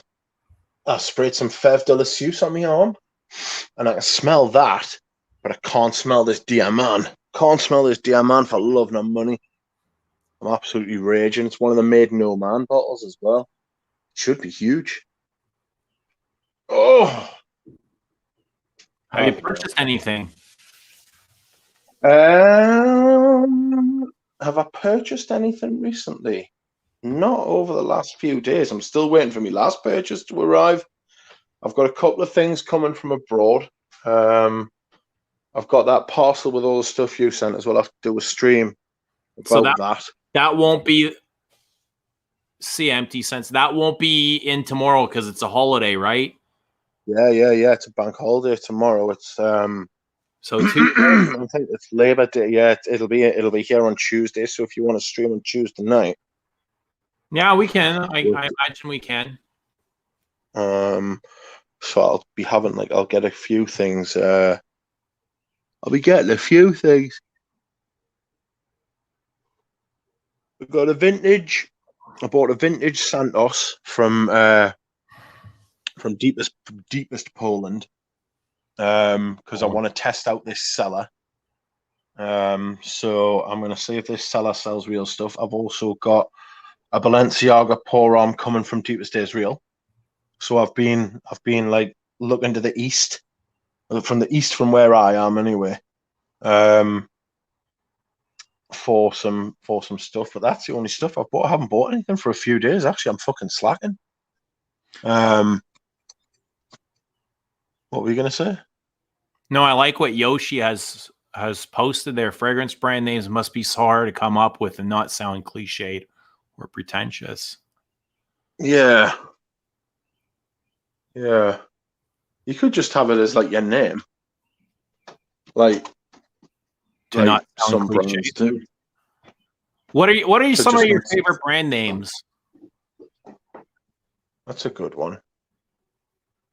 I think the ones that look like they're simple. Yeah, pared back. I think anything really, once you get used to it, it's you just become to accept it. And this is something that I mulled over for a long time. It's like, what do I want to portray? Like, if I want to portray this, am I still going to feel this next year or 2 years down the line? Or let's say, however long I decide to be doing this, 5 years down the line, am I still going to be in alignment with this? So that's something that I had to think about as well. And I didn't want something like cliche. I want to stay away. I wanted to stay away from that. Sounds like the type of thing that you'd like to like. That's, you can imagine that's why a lot of people use their name, right? You know, because then that's all. I mean, it's always their name, isn't it? Right, their name is change. Yeah, but the problem with that is that if you ever sell the brand, someone else has got rights over your name. Like, you can imagine, like Tom Ford. Like, Tom Ford sold his name. Far off. Like, he couldn't use his name for several years. I think it was Brooks Brothers that owned his name. And he said he couldn't even send an email with his name on it, because if it had any kind of creative idea in the email, the idea belonged to Brooks Brothers, and he had to wait for that contract to expire before he can start creating again. Yeah, that's very true. Fuck that. That's very true. You got to be very cautious of all the contracts that you sign. Yeah, exactly. That's what happened to Chanel, wasn't it? Yeah, she apparently lost her brand for a while. I don't know. Did she get it back or not? Or she got a well, the thing is, she sold 90% of her brand to those two brothers that own it now. And they've kept it in the family. Them two brothers. It's those. She didn't sell 90. I think it was early on, but she sold it to that family, and that family's worth like 90 billion, $30 billion now, and she's only worth like she would only be worth like 10% of that. I don't know who's got her stuff, but she didn't have kids. No.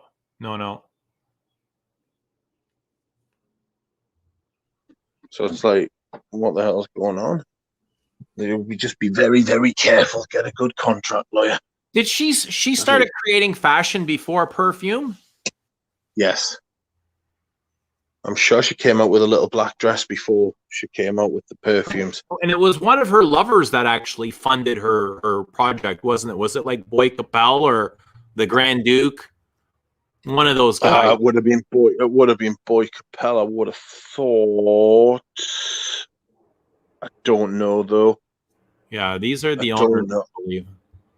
Two German brothers. Yeah, the Wertheimers. That's right.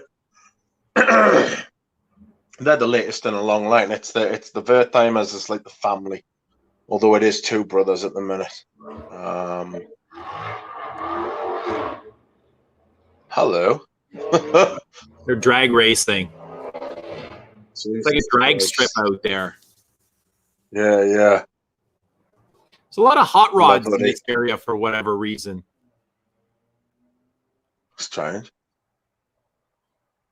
Max 40 has the trademark discontinued pour on, in case anyone was wondering. What's up with that? It just says everything's discontinued. Is that the thing to say? Well, that's what apparently he says all the time. Apparently Chanel made hats first. Right.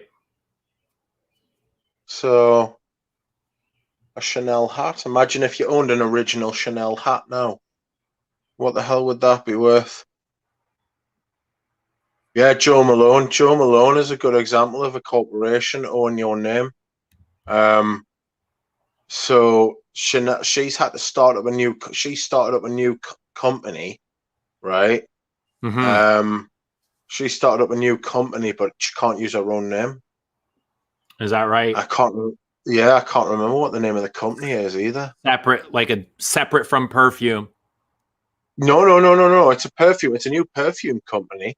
But I can't remember what it is. It's not Joe Malone. Joe Malone's like the perfume. You know how Joe Malone started? She started just by like making things on a kitchen table. Mm-hmm. That's like the whole shtick of it.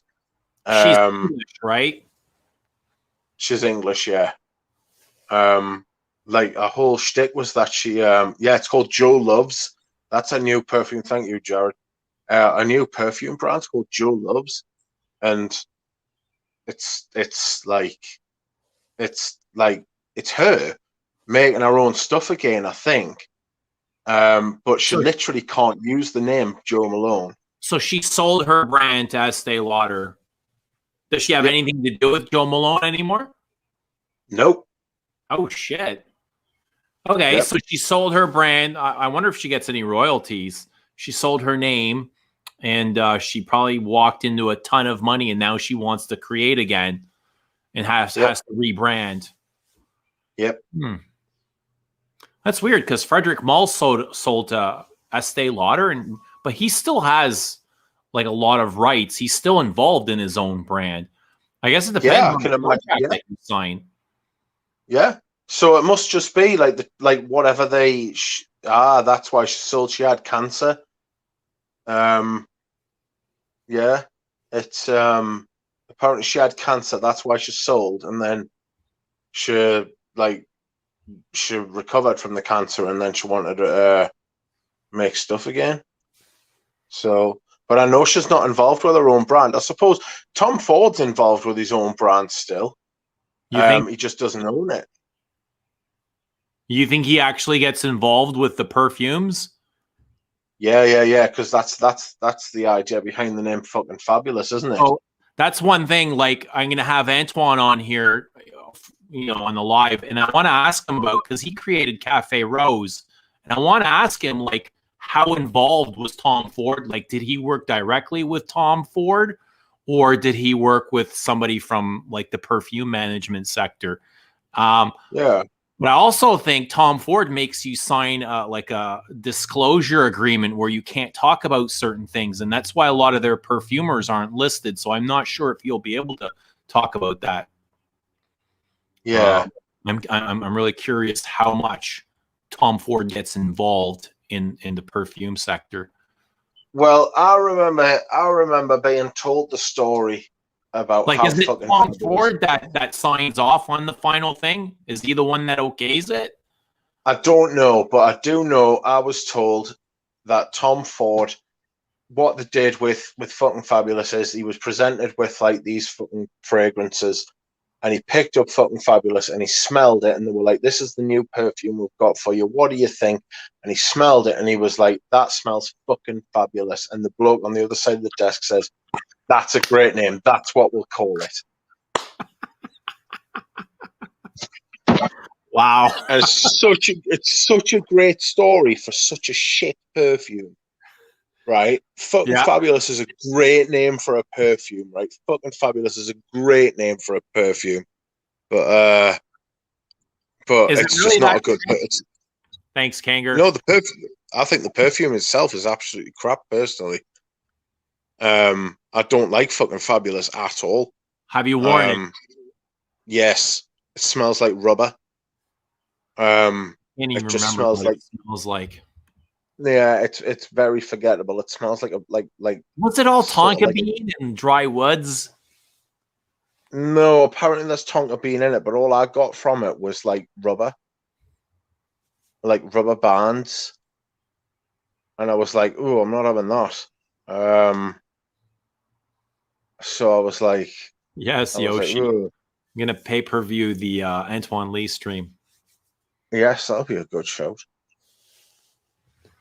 It'd be good. I think you'd get a lot of people. You should advertise that like in advance. Use the community tab and stuff.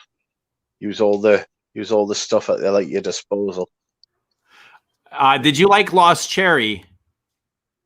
No, Sandy, sweet. tell us about this, Sandy. Keith Moon named Led Zeppelin. Yeah, tell us. Oh, I remember the opening of Lost Cherry being sweet, and I didn't like it, but once it dried down, it was tolerable. I didn't think it was horrible. to me, it just smelled like Do you know those really cheap cherry aids you get in the shop? They're like the really cheap cherry aid, and it's like it smelled like that, but if you spilled it on yourself. And it was just sugar and cherry and sweetness and blah, blah, blah, blah. I wasn't a fan. I was a fan of the bottle. I thought the bottle looked good. Like with like the blood red in it and stuff, and like it was like white. Losing cherries is a messy affair. I thought that was all good, but not the fragrance itself. I thought the fragrance is just too bleh. Like Haribo cherries. You know, that's what it smelled like. You know, like it just like smelled those like rubbery sweets. My kids eat rubbery. those. Yeah, They're and like it makes your teeth fall out. gummies, gummy bears. Yeah, it gave me that sort of vibe. Like it felt like when I smelled it, as if my teeth were rotten as I smelled it. And it was grim. Will Eugene's fragrances names be French or Canadian or French Canadian? French or Canadian. Will your fragrance names be French or Canadian or They'll be English. The first on three will be Angleterre? English because I don't speak French, and I just thought, that's something else I had to think about. And unless I can come up with the names myself, I don't want it to be pretentious. I want it something that I can explain what it means without having to look it up. I've hidden someone by mistake, but then I've unhidden them. You're hiding. What's Eva say? I found 33 cherry fragrances for an upcoming video. Nothing lost but my money. Are they Jesus all Christ? cherry fragrances shit? I know it's a note that Guerlain uses quite often, especially in the Petite Robe Noir series. They use it. It's in one of the ADLs, isn't it? Yeah, I think there's also like a hint of cherry. It might not be cherry. It could be heliotrope, in which gives off the same effect in Lure Bleu, almost giving it that pastry setting.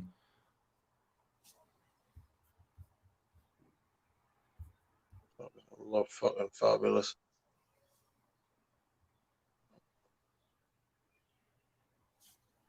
There's a Houdini. Houdini saying it's primarily a kind of almond coumarin soup, but with an odd clary sage to it. Stop showing me what. I like coumarin. I like coumarin for a synthetic. In small doses. But tonka is nice in small doses too, but you overdose and it turns everything into a pile of shit. It's a great story, that, Sandy. It's an absolutely great story, that. I do hope that's true. Like the Led Zeppelin blowing up? Is that what they sounded like? You sound like a Led Zeppelin crashing. Like Zeppelins were those airships. And obviously, if it was like, if one of those was made of lead, it would make a hell of a noise if it crashed. I get it. It's a great fucking story, that. Oh, Houdini loves fucking fabulous. Yeah, I know. So this is kind of what I was asking you the other day. Are there fragrances that you don't like but you wear anyways? Or you should, even like the way he's saying it, he shouldn't like but he likes. I get this. That's kind of how I feel about Tobacolor all of a sudden. Like, I shouldn't like this, but I'm drawn to it in a way that it's just really easy to wear when I don't want something. Like guilty pleasures. Yeah, I guess in a way. I guess, yeah, sure. I love fucking fabulous, but I should hate it. I hate myself for liking it, but I do. And it has a swear on it. Oh, right. I get it. Okay. Oh, I'm trying to think. It's a good question, though. Probably, I'll tell you one that I actually like, and it's outrageous. You won't have heard of it. Do you know there's a perfume called Good Life by Davidoff? Okay. And it smells like a Davidoff fragrance. You would think a Davidoff fragrance would smell like, but it's do you have Twister Ice lollies over there? I don't know what that is. Twister Ice lolly. It's like it's an ice lolly, and it's got. You seem like you know way too much about candy for somebody your age. I know a lot about candy. I'm a big unit. I eat too much candy. You eat a lot of sweets. No, I've never. Well, I eat too much, but I don't necessarily eat a lot. I shouldn't eat them at all. But I do. But I like a Twister ice lolly is just like an ice cream ice lolly sort of thing, and it's got lime and ice cream around the outside in like a twister pattern, like spiraling all the way around it, and that's what Good Life smells like to me. It smells like a Twister ice lolly. It's lime and ice cream. That's what it smells like. It's lovely. I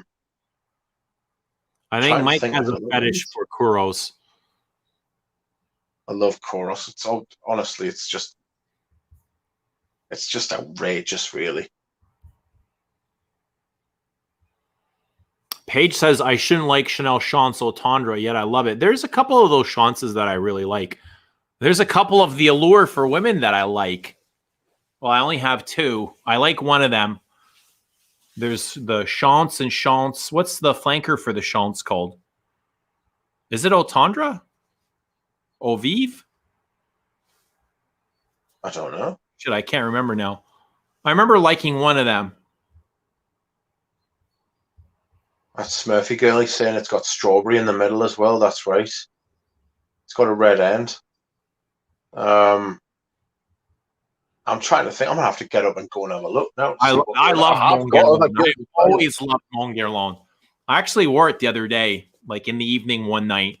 I just find it so warm and cozy, and I love the lavender. I'll tell you that brocade sheepwear that I've got. That's absolutely woeful. It's under $1 for a bottle, but for some reason, I really like smelling it. I've never worn it. It's called Chypre by Brocade. It's a Russian perfume from like the 1800s, and it smells like scatol. Basically, it's fucking horrible, right?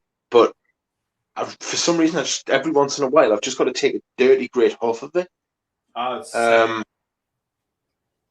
It's really nice. Where are you going? She's gone for a walk. No, I just got these. What did you get?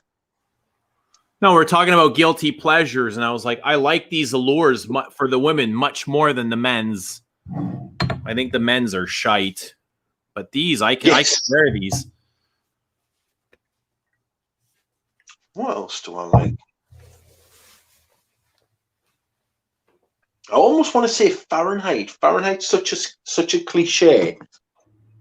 You think like I feel Fahrenheit's a cliche. Fahrenheit's definitely a cliche. What do you mean cliche?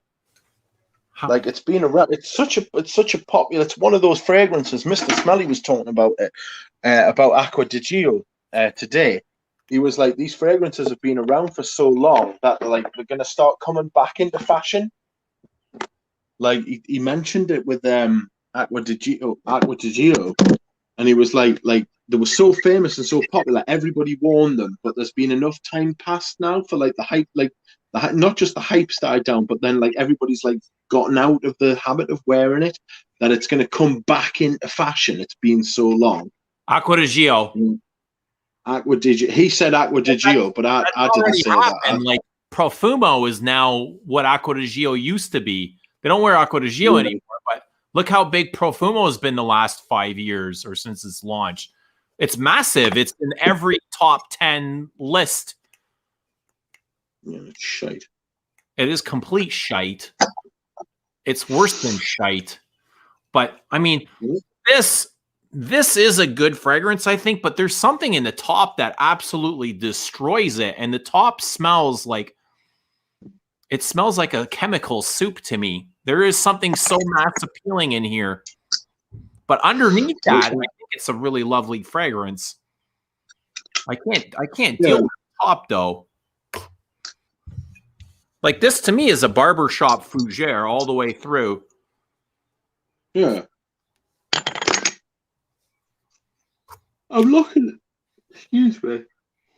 I get so much soapy shaving foam from this.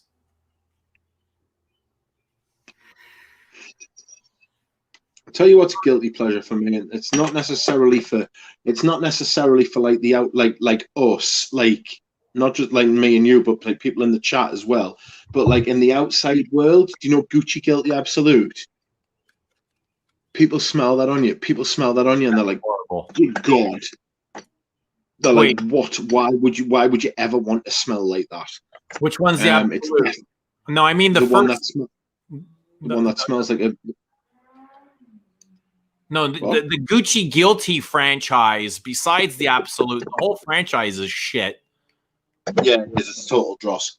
It's total dross. But the Absolute's brilliant, I think. But everybody else in the entire world would disagree.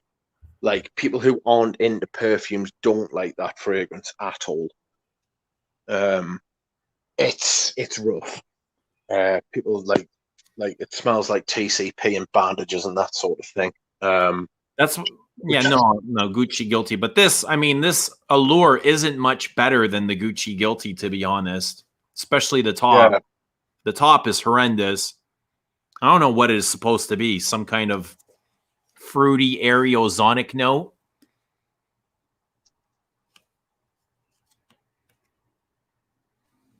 Do you have this, Rich?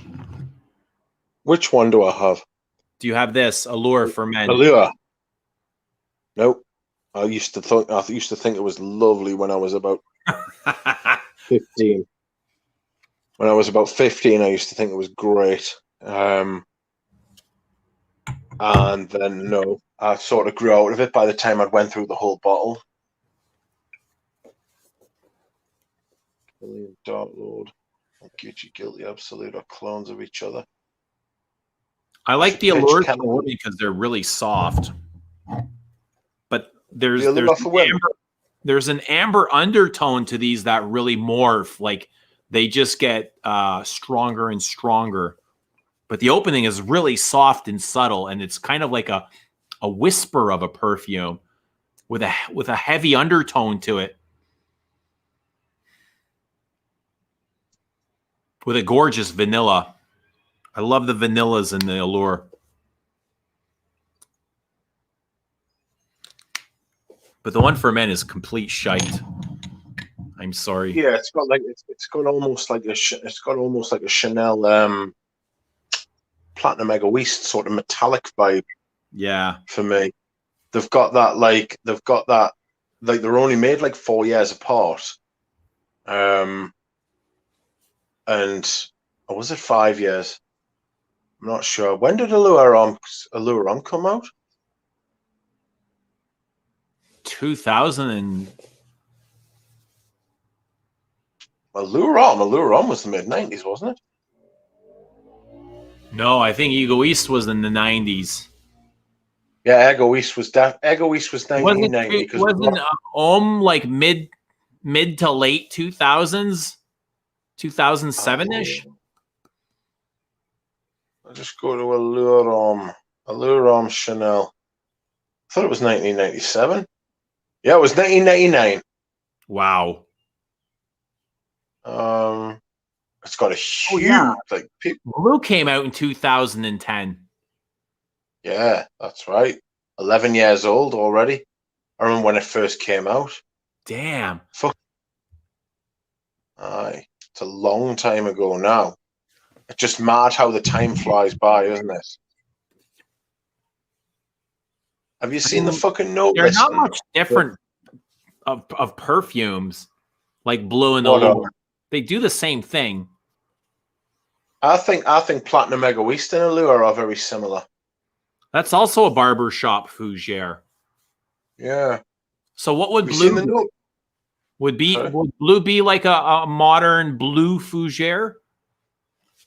A Blue Jay. A Blue Jay. A Blue Jay, yeah. A Blue Jay. Let's have a look. Bleu de Chanel. Let's see what's in it, and we'll have a look. It's a woody aromatic, apparently. It's grapefruit, lemon, mint, pink pepper, ginger, nutmeg, jasmine, isoe, super, incense, vetiver, cedar, sandalwood, patchouli, labdanum, and white musk. So it's a woody aromatic, is it? That's apparently what it is. People will start chasing vintage bottles of Bleu de Chanel soon, you know. It's just people are just doing this. I'd be out there with a fucking rocket launcher, like you know them. Yeah, what, the cars out there? Yeah. I'd be more than pleased. I'd be more than pleased if my kids wanted to wear Allure Homme. Right now, they're wearing my 14-year-old is wearing Profumo, Acqua di Gio Profumo. The other one is wearing YSL's L'Homme, the original L'Homme. Oh, that's canny. I'm like, all right, better that than nothing, you know. I'll take that. There's a starting point. At least they like fragrance. Yeah. And Yeah. maybe their next bottle, hopefully they'll change it up and get something else. But you know, by the time they age and enter adulthood, their taste will improve as well. What's up, Rudy? Oh, Rudy. Rudy with a massive haul. I saw your haul video. A haul after my Yeah, own. it was immense. It was truly one of the great hauls. I was like, fucking look at the size of that haul. You know, the good thing is you see so many hauls and there's just so much filler in them, like junk. Yeah. There's no filler in this haul. No. I remember thinking like when he's like suckered everybody in with like the shorts, you know, like the short videos, like the 15, 20-second cent of the days, and then bang, hits you with like a fucking 42-minute haul video, and it's like, knockout blow. I was like, yes. I watched that last night, and frankly, I might watch it again. It was a mighty video. No, where's this? It was fucking thick. Yeah, lots of stuff in there. I really try to like blue. Like, I don't hate it, but I just don't find anything really appealing for myself in it. Like, and I really, really, really, really tried. There was a time where I liked the EDT, but that was 10 years ago. And I think one summer I wore half a bottle of it, but it's been a long time since I've worn it. Have you tried the other two, the Parfum and the? Yeah, I have them both, and really, they all kind of do the same thing for me. They're just very shower jelly. Yeah, yeah, they are very shower jelly. To be fair, I think I've said this loads of times. I think if any one person only needs one blue fragrance. What? Like, you only need one blue fragrance. You don't need Dylan Blue and Bleu de Chanel. You don't need like fucking YSLY and like and Sauvage. Like, if you've got to have one, just get one, because they're all basically the same fragrance. Like, they're all just like shower gel. They're all just like shower gel fragrances. I'll tell you this though.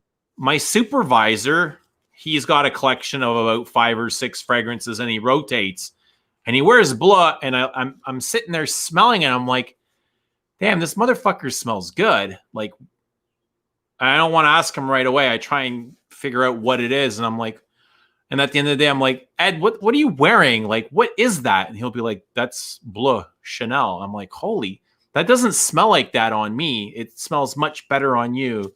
It smells interesting. It smells good. Like, I like it. I enjoy smelling it on him. But when I wear it myself, I'm not so entertained. I don't enjoy wearing it, but I do enjoy smelling it on him. Yeah. Yeah, I wouldn't. Yeah, I know what you mean. I've got the Parfum. It's the only blue fragrance I've got. I get a lot of, like, smelling it on him. I pick a lot of cedar and incense. Citrus, cedar, and incense is what I primarily pick up. Yeah, which one's that one you're talking about? The Bleu de Chanel EDT. EDT, yeah. Yeah. So I always thought the EDT felt like it was like trying to scratch my eyeballs out. Yeah, it's very scratch. It's the scratchiest of the 3, and I believe there'll be more soon. There'll be more. You think there'll be another blur soon? There will be more flankers before they launch a new franchise, for sure. It's just too big of a name. They're not. I don't think they're ready to start something new yet. Oh dear, oh dear, oh dear. I hope not. There's not really. There isn't much really more you can do with a blue fragrance than what they've done. Well, yeah, blue is so versatile that it does everything you need it to. It's a freshie. You can wear it in the winter. fresh. I mean, you can wear it as a sport fragrance to the gym, I believe. Yeah. Not that I go to the gym or anything, but you know, if I was going to, you could wear a blue fragrance if you want the type of person to wear a fragrance to the gym. I'm not sure there's much point personally, but if you want to, knock yourself out. I mean, can you imagine wearing like Shergy to the gym? No. Or I wore Rien to the gym to piss all the bros off. Because the gym I went to, all the bros, they would drown themselves in Polo. You know the red bottle of Polo? oh god, it's awful. And Versace Arrow. And I'm like, all right, you guys want to fucking play like this? And I would bring my Rien to the gym. I'm like, we can all wear fragrance if you want to be assholes. Oh no. And Rien is probably the absolute worst thing that you can choose to bring to the gym. Oh, that's a good name for a video. Top 10 worst fragrances to wear to the gym. Kuros for the gym. Kuros for the gym, that's right. Just the worst, top 10 worst fragrances for the gym. That would be a hit. Can you imagine wearing Santos or Antaeus to the gym? Oh, Antaeus. Leather Oud. Well, no, I'll tell you what. I'm sure I heard Fragrance Journey say he'd worn Leather Oud to the gym before. Or the moon. It's a very, very yes, exactly. Damn. It's a very Fragrance Journey. Damn, the night, yeah. Or green polo. Can you imagine wearing green polo? Oh. I wore Abbey Rouge EDP to work one day. I worked a half day and I went to the gym like 5 hours later. I thought I was going to die, like dead. I could not stand it myself. I was so overwhelmed. I had to cut the workout in half and go home. It was like, I thought I was going to throw up. And the same happened to me once. I wore Interlude to work. And I went to the gym like later that day, and it was like so overwhelmed. And the same happened. I wore Rhinoceros to work in the morning, and I went to the gym after, and it was the same, still overwhelming. Dear God. Yeah. Dear God. I was really surprised that Abbey Rouge was that strong, the EDP. It's almost like it turned animalic on me. Jesus. But they say that there's an oud note in the EDP of Abbey Rouge. And it was, even though Tom Ford claims that YSL's, what's the one, M7 is the first Western oud perfume. I believe Abbey Rouge EDP came out before it. I heard somebody say the other day that Balenciaga Pour Homme had an oud note in it, and with all the other, I don't know that it does, but with everything else that's in it, it wouldn't surprise us. But I've never smelled oud, and I don't know whether it was one of those like psychosomatic things where somebody says that there's something in there, so you start smelling it. And I started smelling it, and I was like, "Oh, is there really?" And then I was like, "Surely not." Surely not. It can't be in there. Like it can't be. Well, I mean, you can call smoked woods oud nowadays and get away with it. Yeah, it's. I would be very surprised if it was in there. I'll be very surprised. In fact, I don't think it's in there. To be fair, it's probably the only thing that isn't, because it's one of those perfumes with like every note in it. I wonder what else you could wear to the gym. Secretions Magnifique. Secretions Magnifique it's overused now as like the one time I oversprayed Ombre Loop right before a meeting. I saw real suffering. That Ranier J's got a queer andalou, and I think you would love it. I think you would absolutely love it. Yeah. It's a lovely leather. It's a lovely Spanish leather. Beautiful. Where's the brand founded? Is it a French brand? It's a good question, that. Zhao will probably be able to tell us. I'm not sure where Rania J is from though. They've got some really like decent fragrances. Ooh, this doesn't sound very appealing. Black Orchid to the gym. Ooh, that's thick too.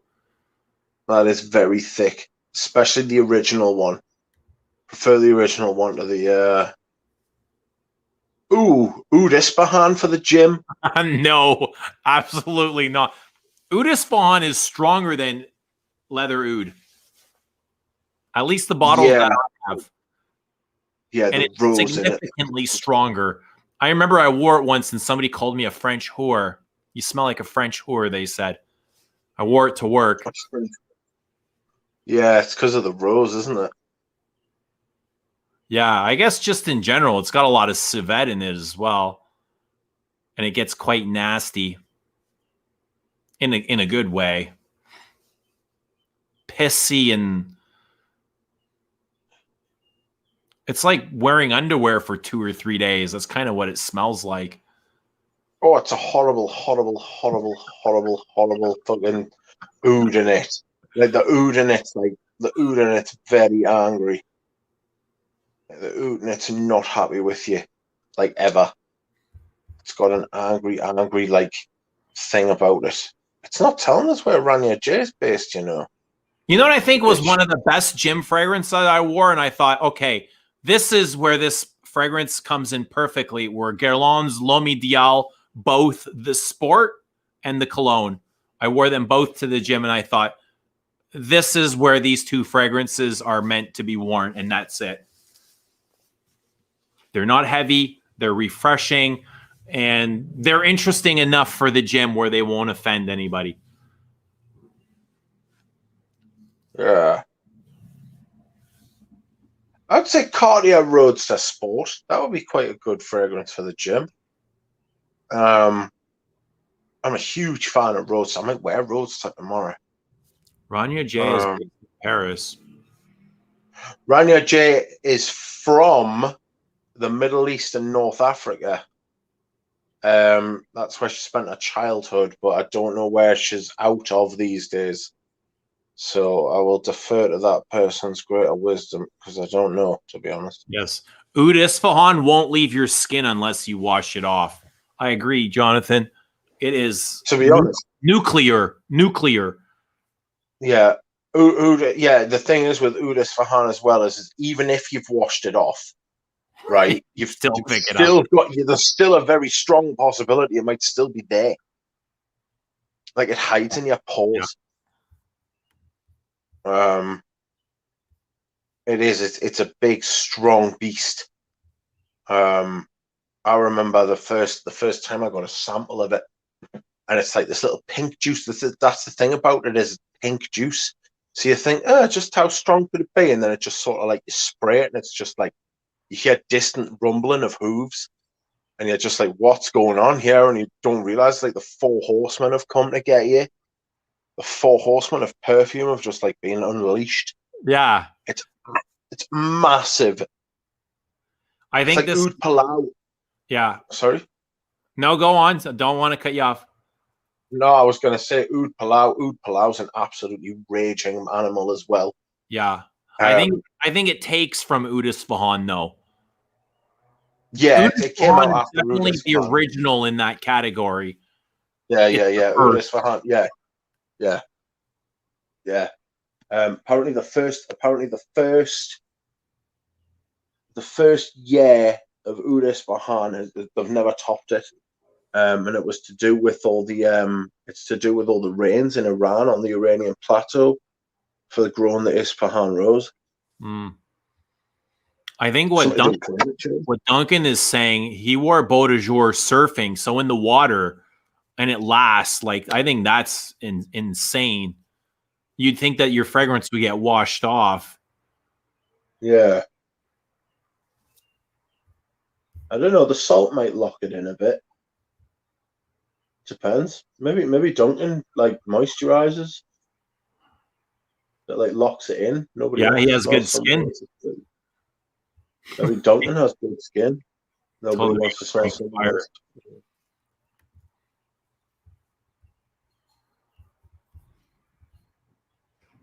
After 5 years, I'm almost finished with my Bob. After 5 years, I'm almost finished with my Isfahan 10 ml sample. Yeah, that's Insane. It doesn't surprise me in the slightest that it is literally a 1 to 2 sprayer.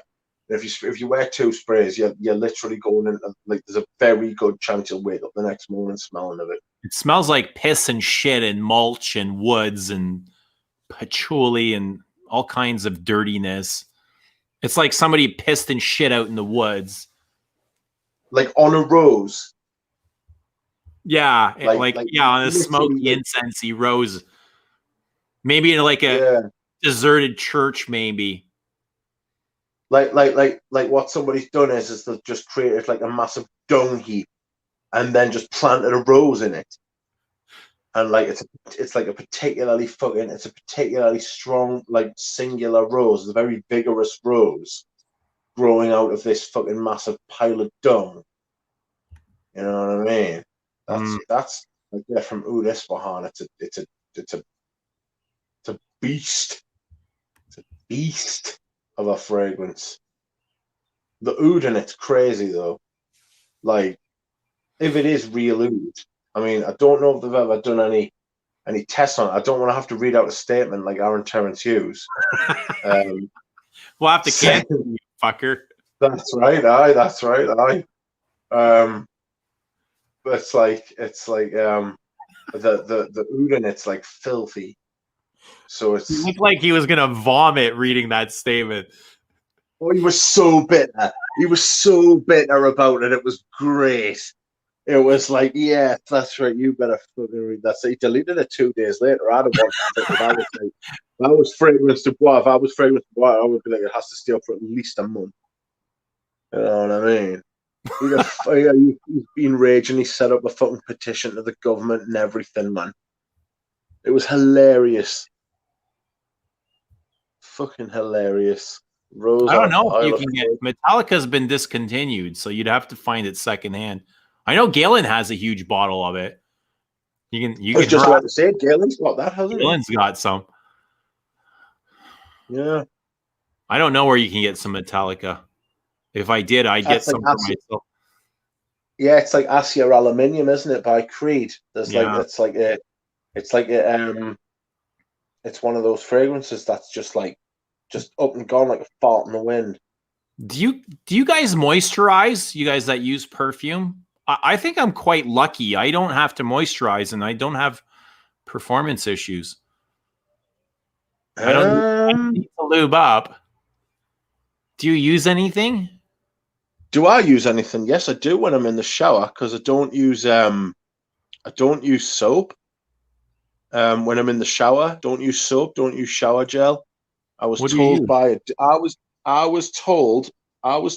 by a dermatologist that using soap on your body is a myth, and all you need to do is scrub, right? And I've never used it since. And this was a dermatologist that told us. It was like, you don't need to use it. All you need to use soap for is like in your folds, in like where you've got like folds of skin, creases. Yeah, basically. So like under your arms is basically what he said. But he was like, basically all you need to do is go in the shower, scrub, and then when you come out, towel off, make sure and just moisturize. And he was like, oh, what if you really want to do, like, what you want to do is you should go in, scrub everywhere, like use like an slightly exfoliating sort of brush sort of thing, and then get out, like wipe the excess water off your body, but not dry yourself off. And just get some like just bog standard like E45 or like aqueous cream, and just cover yourself in it and just rub it in for 5 minutes. Then get back in the shower, rinse it all off, get back out and dry off. And he says you're fucking good to go. He says it's the best thing for your skin. And that's what he does. And I was like, fucking hell, if it's good enough for a fucking professor of dermatology, I'll fucking take it. And it's basically what I do. Don't use scented soap, because the thing is, if you use scented soap, it clashes with like perfume. You know what I mean? Smell the scent of my soap much longer after a shower.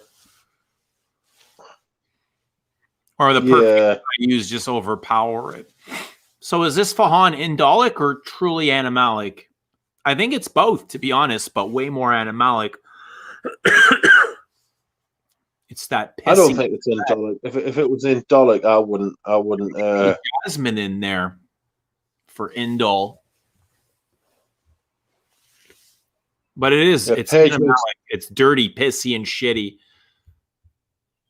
Yeah, like Paige makes a good point as well. I use moisturizer because all perfume has some sort of alcohol in it, and he wants to prevent crepe skin when he gets older. Do you know those? You see a lot of lasses when they're wearing like a top that like cuts down to their boobs, and when they get into their like their 40s and their 50s and stuff, they get that crazy skin on their fucking on their boobs and on their chest and on their neck, because they've got sunburn and they've used perfume, so it's like a double whammy. Jared de Guzman says his guilty pleasure. I use Shalimar body wash. That was harder to say than it sounds. That's a guilty pleasure. Yeah, that's a luxury pleasure. It sounds like. Don't think there is oud in Oud Isfahan. I don't think there's oud in 99% of the perfumes that claim to have oud in them. Yeah. Do you think that oud's worth it? You ever smelled like natural oud? Like, have you ever actually bought like an oud by itself? Not on itself. No, there's no like these people like a fair play. If you want to spend your money on that and you're into that, no problem. There's no way oud is worth that kind of money. It's just not. Well, it's just not paying for it. People are paying like £1,000, like £1,000 for like 3 grams, and like more, like no problem more. People are like that deep in the game. You know what I mean? They're deep in the oud game, and they're spending big bank on silly prices for oud. Like, and it's just like no. I just don't think oud. Maybe I haven't got a good enough nose for it, which is more than possible. Like some people ask for bonkers money for oud, and like some people pay it. Right. So I just don't think it's worth that kind of madness. Supply and demand. How important is it to you? But yeah, but they're buying it and driving the price up. But yeah, Oud Isfahan or Oud Rosewood. Have you smelled Oud Rosewood yet? No. And I think it depends on what you're looking for ultimately. What are you looking like? If you want to be challenged and wear a piece of art inspired by a barnyard, I would say Oud Isfahan. If you want something that you can wear more easily every day, Oud Rosewood. Yeah. It all depends on what you want. Tame, is it? It's not. Is Oud Rosewood more tame? Is it? It's more tame. Yeah, it's I would say it's more leathery than oud or rose, but it's a leathery, spicy, woody fragrance. Yeah. That to me, it feels like a much tamer leather oud without the animalics. It's like a Middle Eastern style of perfume. Yeah. It's nice. If I had to wear something every day, I would probably say Oud Rosewood.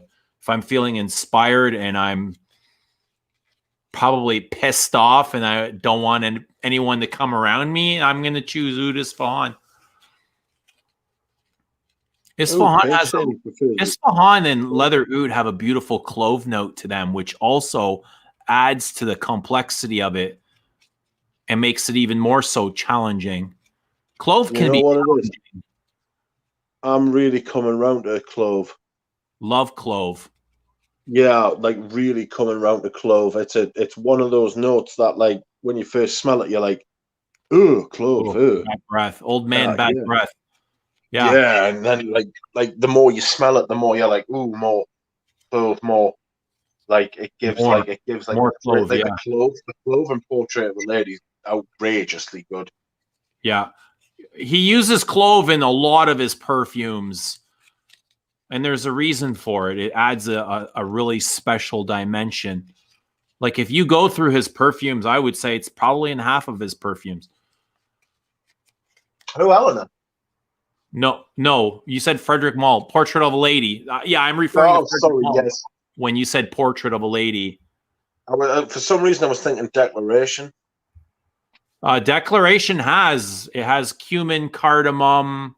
It might have the 3 C's: clove, cumin, cardamom. Yeah, I love that combination. Eau de Hermes has that clove, cumin, possibly cardamom. The 3 C's. If you can get those in the perfume, chances are you have a winner. Yeah. Oh, I think it might be time for me to go to sleep. Yeah. Is it still light where you are? Oh yeah, I can see the sky. It's not dark quite Oh, yet, but it's turning into the blue hour. Oh, blur blur. Are you going to stick some on and go and feed the duck? Well, by the time I get there, it might be dark. Oh no. Yeah, but it's okay. I was there early this morning. All right. So they're not hungry. They're probably hungry now because they're nasty little fuckers. Doesn't matter how much you feed them, they're gonna eat. You sent me that outrageous picture yesterday of some ducks just hanging out, but they were like cooked. It was outrageous. I was deeply upset. Serge Lutens uses clove in a lot of his fragrance. Serge Noir has a huge clove note in it. Serge Noir. I know I've smelled Serge Noir. I just can't remember what it's. I'm thinking of Datura Noir. I'm thinking of Datura. Have you smelled Datura Noir? I have Datura Noir. Crazy. That's the white floral, springy, coconutty, tropical, vacation-y perfume. Yuck. Datura Noir, Serge Lutens, right? Yeah. Yeah. Noir Peace has a great allspice blend, clove. It's got this, the chai latte blend. It's peppery, clove, probably some ginger, nutmeg. Love nutmeg.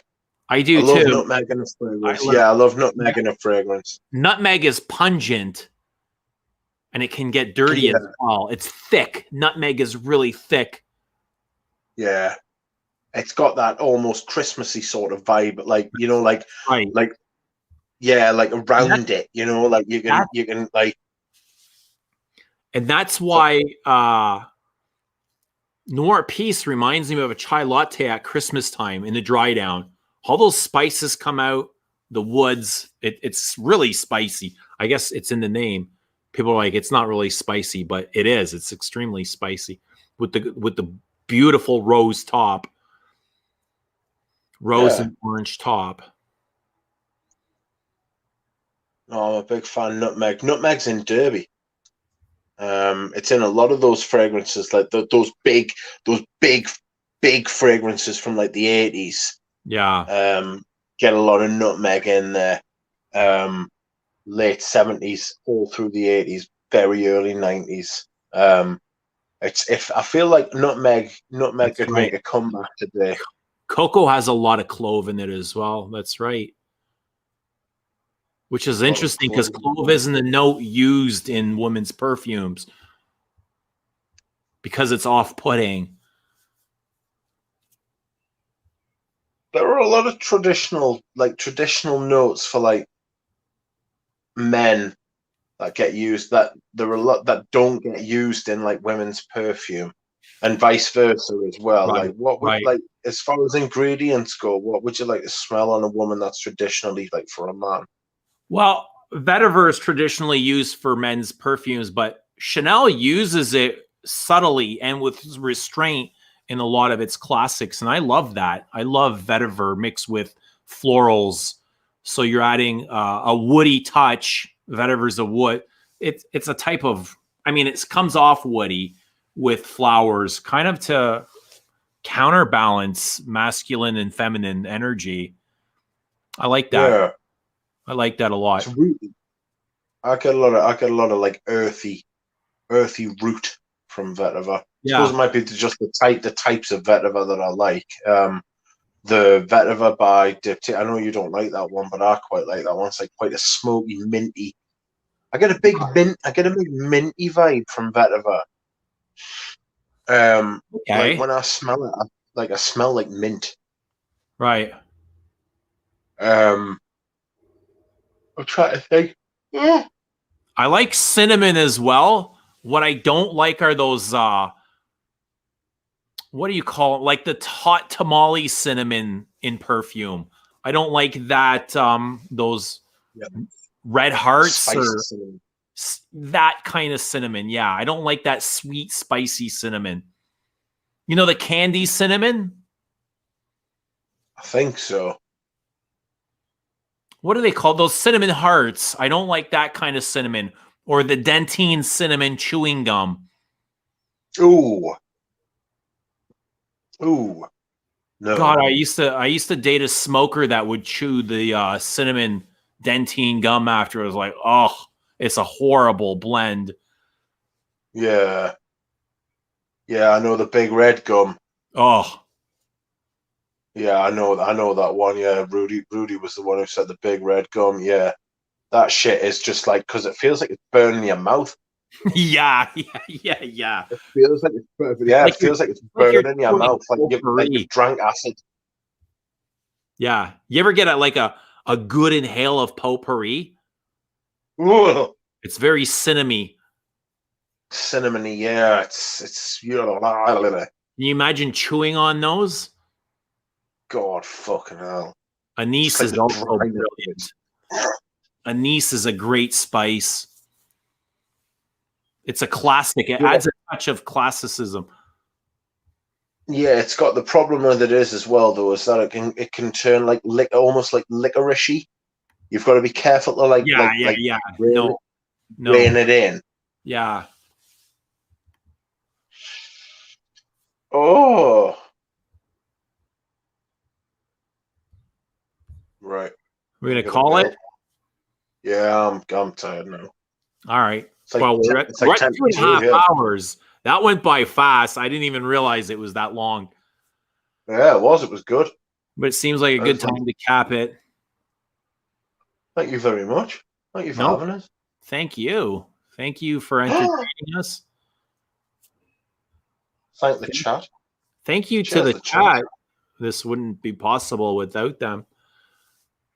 I mean, you and me can talk privately, but they definitely add an element. Yes. Chat always throws something in. Probably more than something. Oh, I'm so all right. stiff. So hopefully you get your packages in soon for the next time we talk. So it gives us something to share. And that's right. I don't know. I'm expecting something. I'm not sure when it's going to be here, Papyrus Oud, but I'm not worried about that. Just make sure you don't send it away again. There you go. Oh, all right, chat. Thank you so much. Rich, thank you. We'll see you soon. Everybody have a great night. Thanks for coming, and we'll see you in a couple of days. Night. All right, ciao.